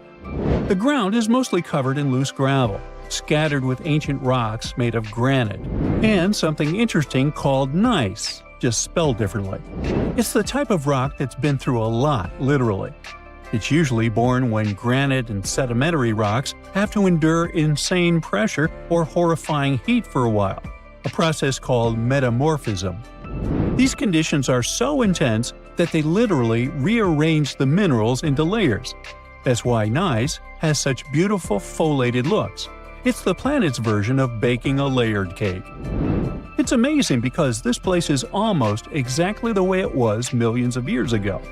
These valleys are frozen in time, and they give us a little glimpse into Earth's distant past. And that includes life. Once again, local winds are absolutely terrifying gusts of cold air racing downhill, and they evaporate snow faster than it can even melt. So, logically, you shouldn't find much water here, not even mentioning life. But somehow, you can still stumble across frozen lakes and saline ponds in the dry valleys. And local life stretches all reason and our understanding of biology. It exists inside the rocks themselves. Microorganisms are hidden in slightly moist cracks and crevices. Deep inside, there's endolithic bacteria. These guys are super chill. Instead of moving around like other microorganisms, they always stay put inside their little rocky homes. How do they survive? Through photosynthesis. Just like plants, they take teeny tiny parts of light that gets in crevices and acts like little solar panels, getting energy from the sun. Meanwhile, in another place, beneath the Taylor Glacier, there's bacteria that literally doesn't eat anything. Not comfort, not sunlight, not even oxygen. These guys rely on a diet of dusty rocks and sulfur to fuel their weird metabolisms. By breaking down sulfur and iron, they get energy to sustain themselves. This way, they easily survive in deep seas at sub-freezing temperatures, completely cut off from sunlight, oxygen, and the world itself. This place is fascinating for both its life and the lack of it. In some parts of the valleys, like University Valley, yes, that's what it's called, the permafrost is so harsh that no microbes were found at all. This might be one of the only places on Earth where life appears to be completely absent, a quite scary idea. Anyway, now scientists are thinking about learning more about Lake Enigma and drilling this Mars-like environment, exactly for that reason, to see how we could get samples from Mars in the future. Antarctica wasn't always a frozen wasteland. A long time ago, it was full of life, and 56 million years ago, something terrifying stalked its jungles. A giant, flesh-eating bird. It was around 6 feet tall and weighed as much as a lion. For millions of years, nothing could challenge it, so why did it disappear? And could there be even bigger predators still hidden beneath the ice? Paleontologists found 2 massive claw bones in Antarctica, sharp, curved, and powerful, belonging to this bird. They were dug up from the Epresian-aged rocks of Seymour Island, which means they're around 40 to 50 million years old. Their shape left no doubt. These were the so-called terror birds. Their scientific name is Forus raceti, some of the most fearsome predators to ever walk the Earth. They were flightless and didn't even need wings. Instead, they could sprint at breakneck speeds, like ostriches from a nightmare. For millions of years, these birds ruled South America. But now, for the first time, their presence has been confirmed in Antarctica. No surprise here. Back then, South America and Antarctica were still connected, allowing animals to easily commute between continents. So these birds probably migrated south to adapt to life on Antarctica's prehistoric landmass. It didn't just survive here, it thrived. But at some point, this nightmare of an animal vanished. Why? Most likely because of the temperature changes. Antarctica was cooling, slowly turning into the frozen wasteland we know today. Its prey may have declined, leaving the predator without enough food. Eventually, it disappeared, leaving no descendants behind. Researchers hope that they'll find a complete skeleton eventually. They're also wondering where there might be even bigger species waiting to be discovered. Perhaps these birds evolved into a completely new Antarctic lineage. But for now, all we have are 2 giant, creepy claws. People often think that there are almost no animals or plants in Antarctica. But that's not true at all. Penguins waddle around, and forget the cute tiny ones. Antarctica used to have 6-foot-tall monsters. The emperor penguins are the largest penguin species alive today. They can dive over 1,800 feet deep and hold their breath for over 20 minutes. There were giant ancient penguins around 38 million years ago. They were the size of humans. Fossils show they had long, sharp beaks, making them terrifying hunters of fish and squid. The fish there are also absolutely fascinating. Forget giant squids. Colossal squids are nightmares even bigger. Some reach over 40 feet long with massive, super sharp beaks and eyes the size of dinner plates. Finally, orcas, the apex predators of the Antarctic Ocean. They hunt in packs, working together like a wolf pack of the sea to take down seals, fish, and even massive whales. There are even tiny plants like moss and algae, Antarctic hairgrass and pearlwort. They somehow survive against all odds. There are many other myths going on about Antarctica. For example, some people think that when icebergs break off from glaciers, they immediately start drifting straight into the open ocean until they melt.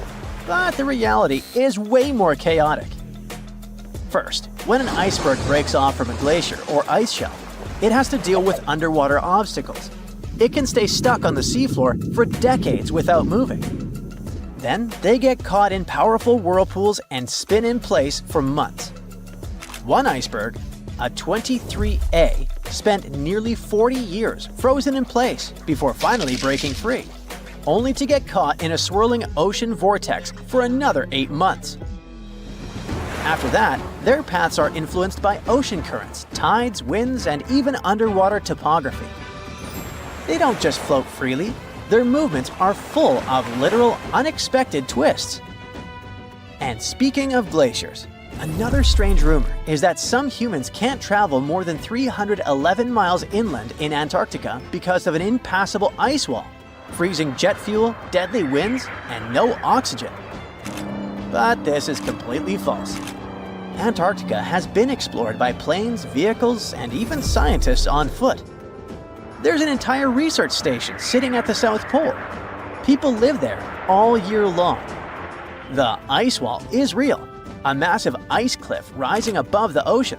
But that isn't some secret barrier, it's an ice shelf. These are thick slabs of ice that form when glaciers slowly flow off the land and spread over the ocean. Almost 3/4 of Antarctica's coastline is made up of them, but they don't form some giant ring around the world.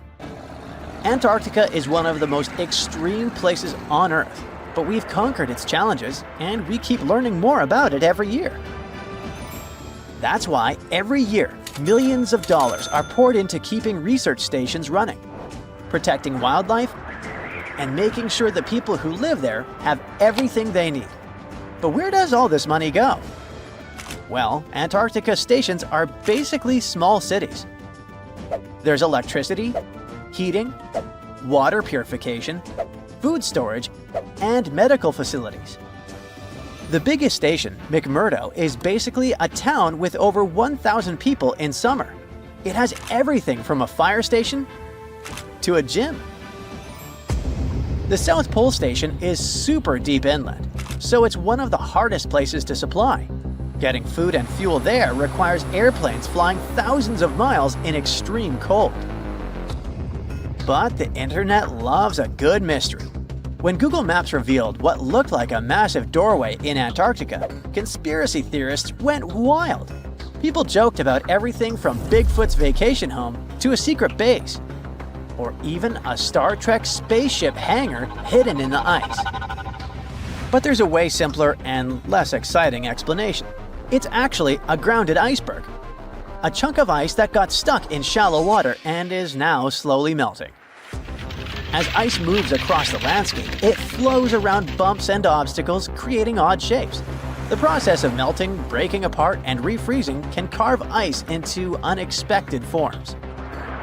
Antarctica also has incredibly strong downward-blowing winds that sculpt ice into dramatic formations over time. No secret doorway, unfortunately. And speaking of doors, for years, Ushuaia, Argentina, has been called the gateway to Antarctica, the last stop before the icy continent, the place where expeditions begin. But there's another option. Punta Arenas, Chile. Let's compare them. Ushuaia is closer to Antarctica. It's the top departure point for tourists going on cruises. But no regular flights to Antarctica. No major scientific bases operating from here. It's basically controlled by the military, which refuses to allow private flights, only commercially operated ships. Yes, Punta Arenas is further from Antarctica, but 22 countries and global organizations use it as their main base. There are regular flights to Antarctica happening there every year. Private airlines can actually operate here, making it the real air connection to Antarctica. Ushuaia may have the best location physically, but Punta Arenas actually runs the show.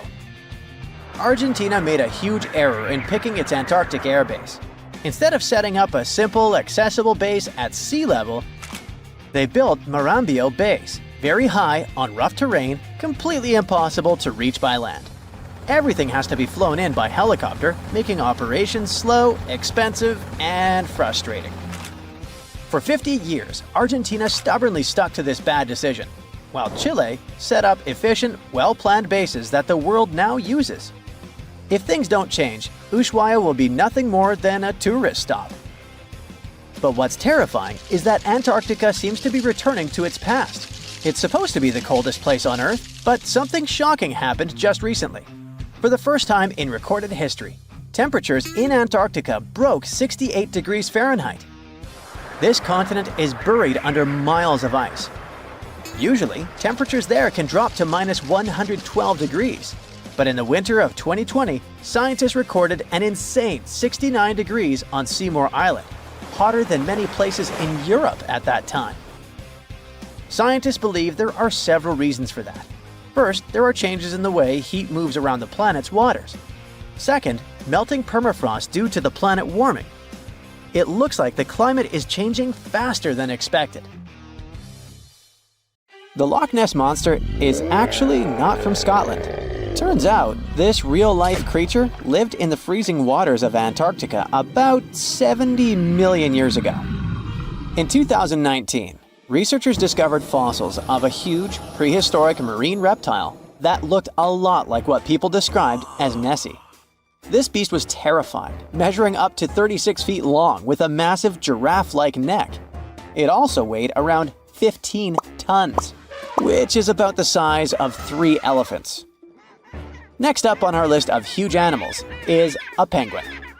I know penguins aren't exactly what you'd call big, but scientists have just found what they think might be the biggest penguin ever, the Kumimamu fordyce.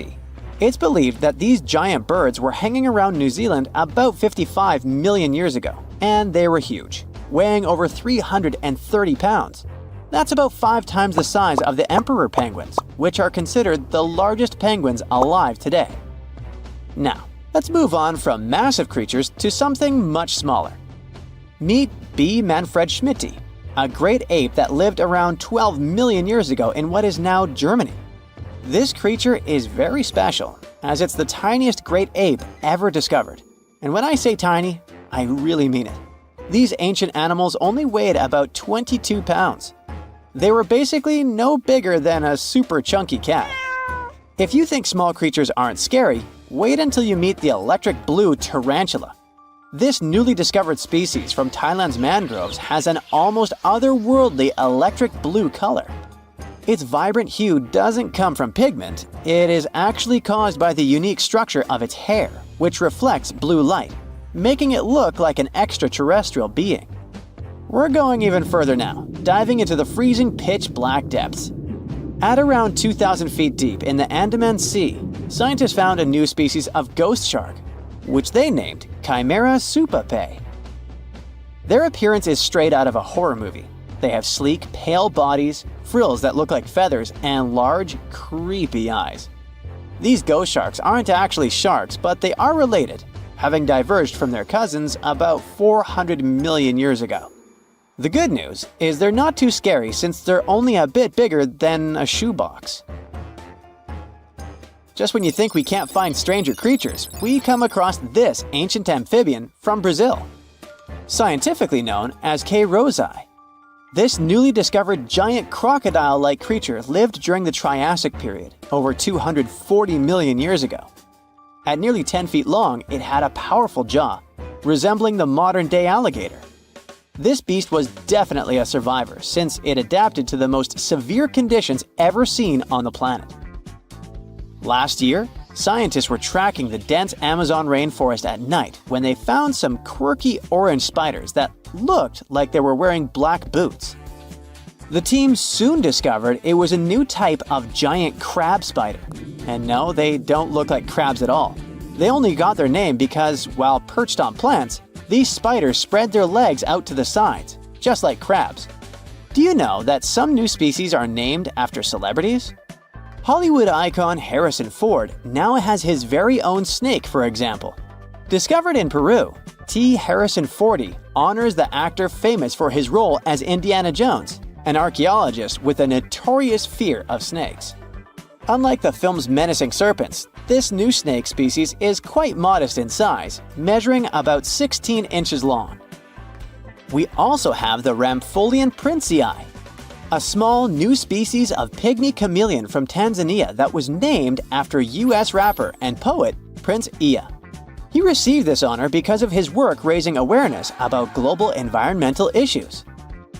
Another celebrity namesake is DiCaprio's snail-eating snake, which hangs out in the shrubs of Panama's forests. This S. Irmelindi caprioi is about 15 inches long and spends its nights on palm fronds looking for snails and slugs. Its round eyes look like glowing coals that can be a bit scary, but overall, the creature is super chill. Even when it feels threatened, it doesn't bite. It just coils up around its head and gives off a really bad smell. Now something a bit more sinister. Meet Venomius tomhardii.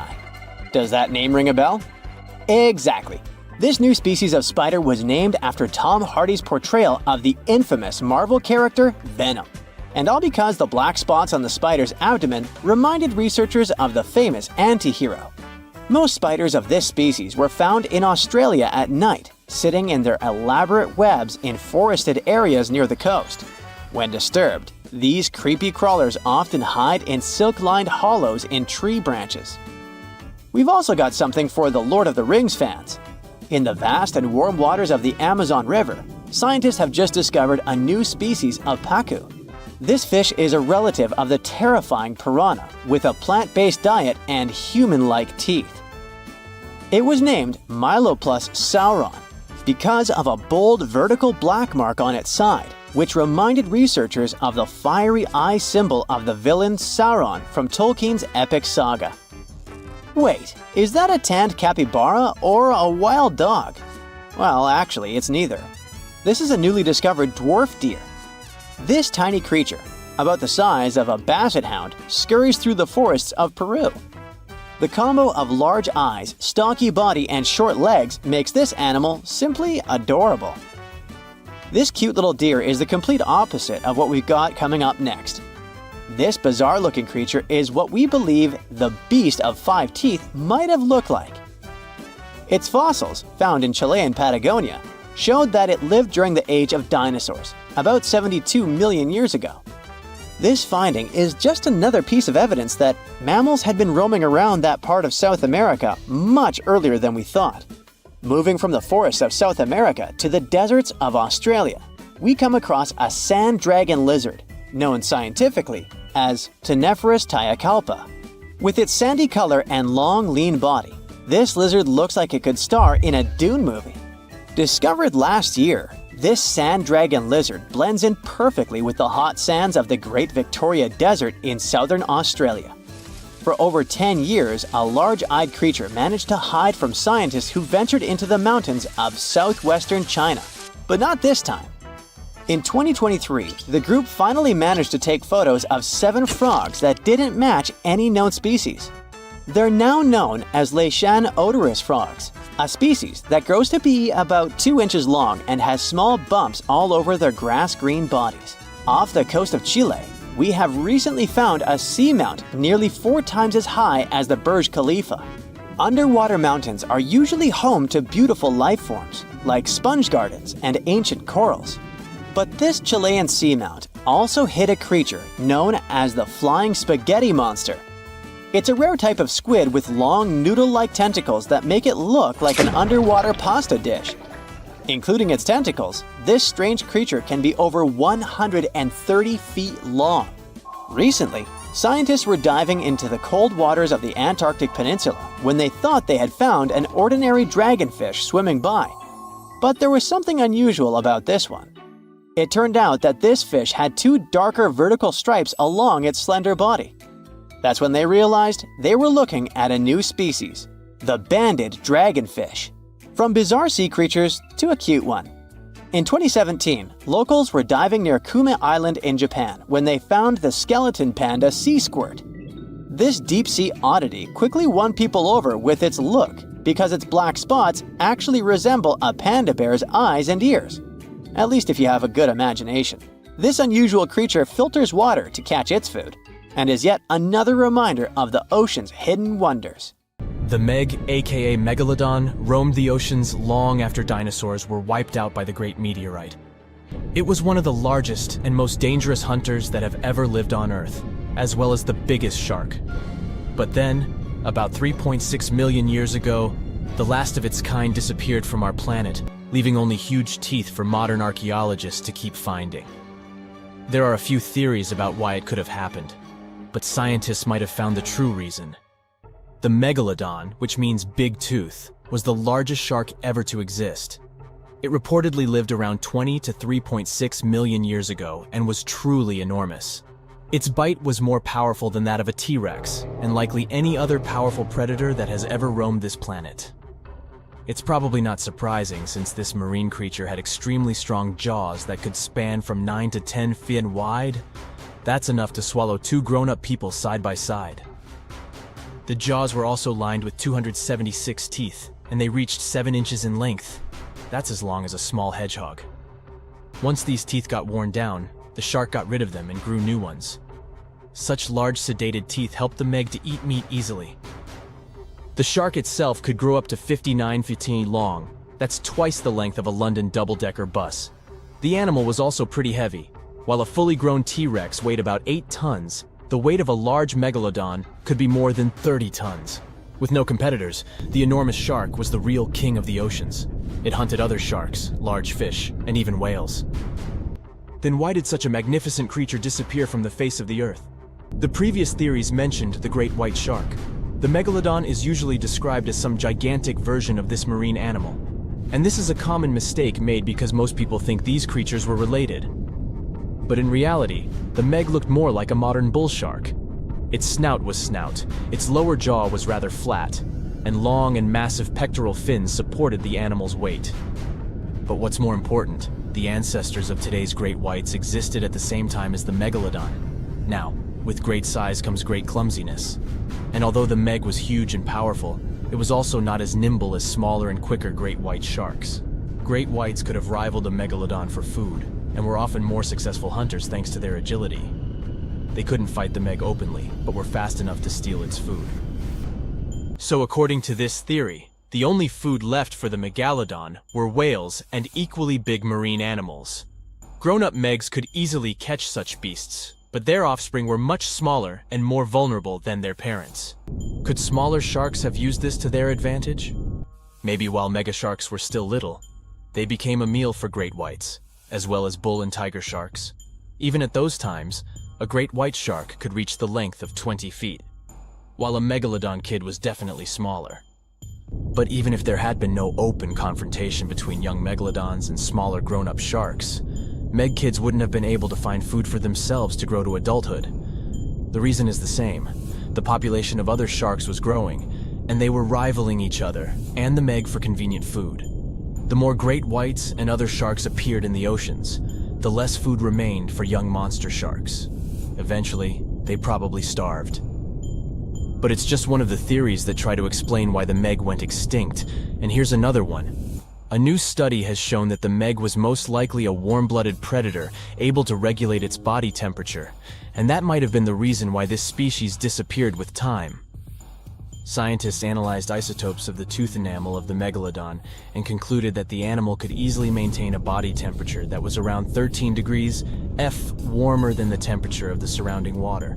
Such a temperature difference is much greater than what other sharks living at the same time as the Meg had. and it's large enough for the ancient predator to be classified as warm-blooded. These days, most fish are cold-blooded. Their body temperature is the same as the surrounding water. But some sharks, like mackerel sharks, keep the temperature of all parts of their bodies a bit warmer than the surrounding water. But it doesn't make them completely warm-blooded because they simply store heat generated by their muscles. And in mammals, body temperature is regulated by a special region of the brain called the hypothalamus. Anyway, the Meg's warmer body allowed the animal to move faster, deal with cold water better, and spread out all over the world. But eventually, it might have led to a disaster. The megalodon lived during the Pliocene epoch, pronunciation. It began approximately 5.3 million years ago and finished 2.5 million years ago. During that period, global cooling occurred. It also caused the changes in sea level, which the megalodon probably didn't survive. The main problem for the predator was to maintain an energy level allowing its body temperature to remain elevated. But to do it, the animal had to eat a lot, and I mean it. But it was a challenging task in a time of changing marine ecosystems and while competing with newcomers, such as the great white shark. If this theory is true, then the amount of energy the Meg had to use to remain warm could have contributed to its extinction. This new information is very important to us. It shows that many marine predators in modern oceans might be experiencing the effects of ongoing climate change too. By the way, have you heard that there have been several cases when people were sure they had seen the Meg? Or at least some similar extremely large monsters.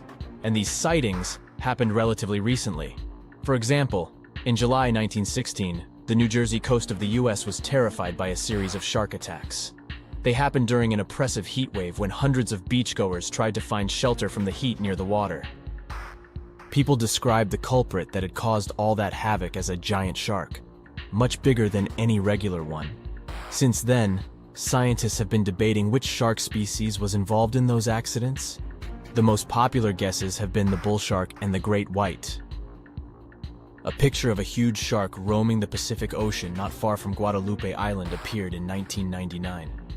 The creature was nicknamed Deep Blue. It could be distinguished from others by a wavy pattern separating its gray back and white belly. But even though some people claimed it could be the infamous megalodon, experts came to the conclusion it was a female white shark, the largest ever seen. The average length of a male white shark is 11 to 13 feet. Females are bigger, up to 15 or 16 feet, but Deep Blue reached more than 20 feet in length. No wonder people were confused. For the last time, Deep Blue was spotted in 2013 near the western coast of Mexico's Baja California.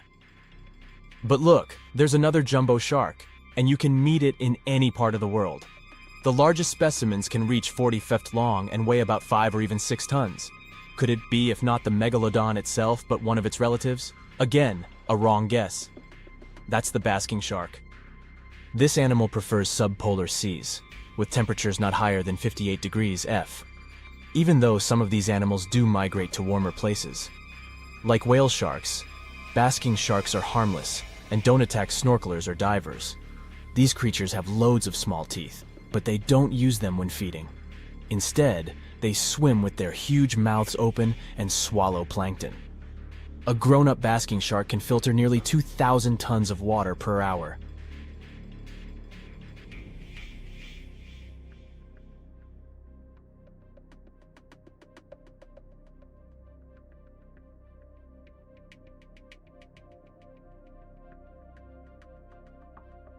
The water is bubbling under the fishing boat as if something is coming up out of the water. It gets closer and closer. The water seems to boil. Suddenly, you see giant jaws and glistening teeth. Seconds later, a huge shark jumps out of the water and crushes the boat in one bite. It was the megalodon, the largest fish that ever existed on Earth. Now, we pictured the megalodon as this, an enlarged version of the white shark for a long time. But scientists continue to argue about its appearance. So far, they agree that the image of this giant shark was wrong. Here's the data that scientists are sure of. Size, about 50 feet long. That's as big as a school bus and comparable to the length of a subway car. 8.5 times the height of an average person. Let's compare it to the modern white shark. The megalodon is 3 times bigger, but that's just a rough estimate. We don't have a fully preserved skeleton of the megalodon. That's because it didn't have any bones, but cartilage. Not much of that left in the 3.6 million years since the megalodons went extinct. All that survived were teeth and a few vertebrae. By comparison, dinosaurs went extinct about 66 million years ago. But their solid bones are perfectly preserved, and we have many different examples of their skeletons. Scientists have calculated the size of a megalodon based on its teeth and jaw. Now, this is one tooth. It's about 7 inches long, bigger than the palm of your hand, and 3 times the size of a modern white shark's teeth. The megalodon jaw was 6 feet wide and chalked up 5 rows of teeth, a total of 276 razor-sharp chompers. The other preserved remains are the vertebral column. It consists of 150 vertebrae, each 6 inches wide. They contain much calcium because, well, megalodon love fresh cold milk. Nah, it's because the vertebrae had to withstand the enormous mass of a giant shark. Based on those fossils, scientists created a model and calculated only the approximate size of the megalodon. But it could hardly have been any bigger. It's all about breathing. The bigger the fish, the more oxygen it needs, which means a larger gill area. That's the organ that filters the water and collects oxygen. If the megalodon were any larger, it would have trouble breathing. So, scientists believe that 50 feet is the maximum size of an individual. On average, they were a few feet smaller. Whew. Now, let's talk weight. On average, one megalodon weighed about 30 to 35 tons. By comparison, a white shark weighs 1 ton, which is 30 times less. Hey, trust me. A school bus is 4 times lighter at 7.5 tons. The weight of a megalodon can be compared to an empty Boeing 737. But the modern blue whale beats the megalodon in size and weight. 98 feet long versus 50, almost twice as long.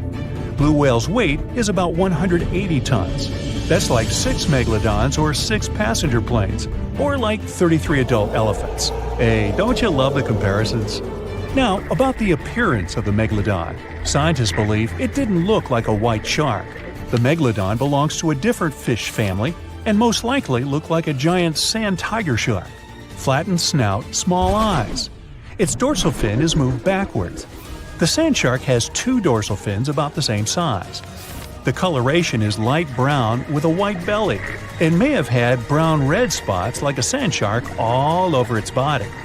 We used to think of the megalodon as something scary from the first finds of its fossils. That was back in the Renaissance era. People found some teeth in the rocks. At first, these teeth were thought to be the tongues of dragons or snakes. And here's the first drawing of what the owner of these teeth supposedly looked like. A massive snout with a scary nose and a bunch of razor-sharp teeth. We also have the evidence that megalodons were brutal hunters, kings of the food chain. The first combat tool in their arsenal was the battering ram. The megalodon was a slow swimmer, though. It could only accelerate up to 11 miles per hour. In comparison, the modern white shark can reach 35 miles per hour in a dash for its meal. The fastest human swimmer could only go 6 miles per hour. Well, good luck with that. But the megalodon had incredible mass. Though slow, its battering ram had tremendous power. The megalodon would take its prey by surprise. It had only one chance to hit it. If it missed, it would take too long for a second round. The maneuverability of the megalodon was comparable to a large truck. But if the ram was successful, the prey was stunned and couldn't move. At this point, the megalodon aimed at vulnerable spots, like the fins and tail of the prey. Scientists have found many ancient whale remains with megalodon tooth marks. It turned out that the giant shark knew where its prey's vital organs were located and could strike at them. When the prey was immobilized, the megalodon bared its teeth. An adult person could easily fit into its open jaw at full height. And according to various estimates, the bite force of the megalodon was almost 11 tons. Now imagine the weight of 3 SUVs concentrated at the tip of a sharp tooth. That's 9 times the power of the largest white shark bite, and 6 times the power of the modern record holder for biting, the saltwater crocodile. Here, look at a map of where the remains of the megalodon were found. South and North America, Europe, Asia, Australia. It was the master of all seas and was comfortable anywhere on our planet. We've even found some remains of the giant shark in freshwater sediments. Perhaps it wasn't afraid to enter rivers to hunt. Now, other scientists say that maybe the megalodon wasn't even a predator, all because of its size. It couldn't swim fast, it couldn't even make short dashes like the white shark. If prey tried to escape, the megalodon didn't rush into pursuit because it could never catch up with it. Another problem is the skeleton of the megalodon. The cartilage is weaker than the bones, so the musculature of the giant shark was not as massive and robust in the first place. The megalodon may even have been a scavenger and never got into fights. This is one of the reasons why ancient sharks became extinct. Megalodons like shallow, warm waters, with temperatures ranging from 53 degrees Fahrenheit. But over 3 million years ago, the climate turned colder. This deprived the megalodons of territories and plenty of food. The primitive whales that had been the main diet of the giant sharks began to disappear. Faster predators took the remnants of food. The megalodon started to starve. In evolution, a new player entered the field, the toothed whales, ancestors of the modern killer whales. They lived in packs and had bigger brains than the megalodon. So, over time, they started to compete with the megalodon. They took advantage of its clumsiness. A group of killer whales could easily win a competition against a giant shark. Many scientists believe this was the reason for the disappearance of the largest shark in the world. But there are theories that the megalodon is still alive and roaming the dark waters of our planet. Several Australian fishers have allegedly encountered a shark of incredible size, but no one can confirm these testimonies.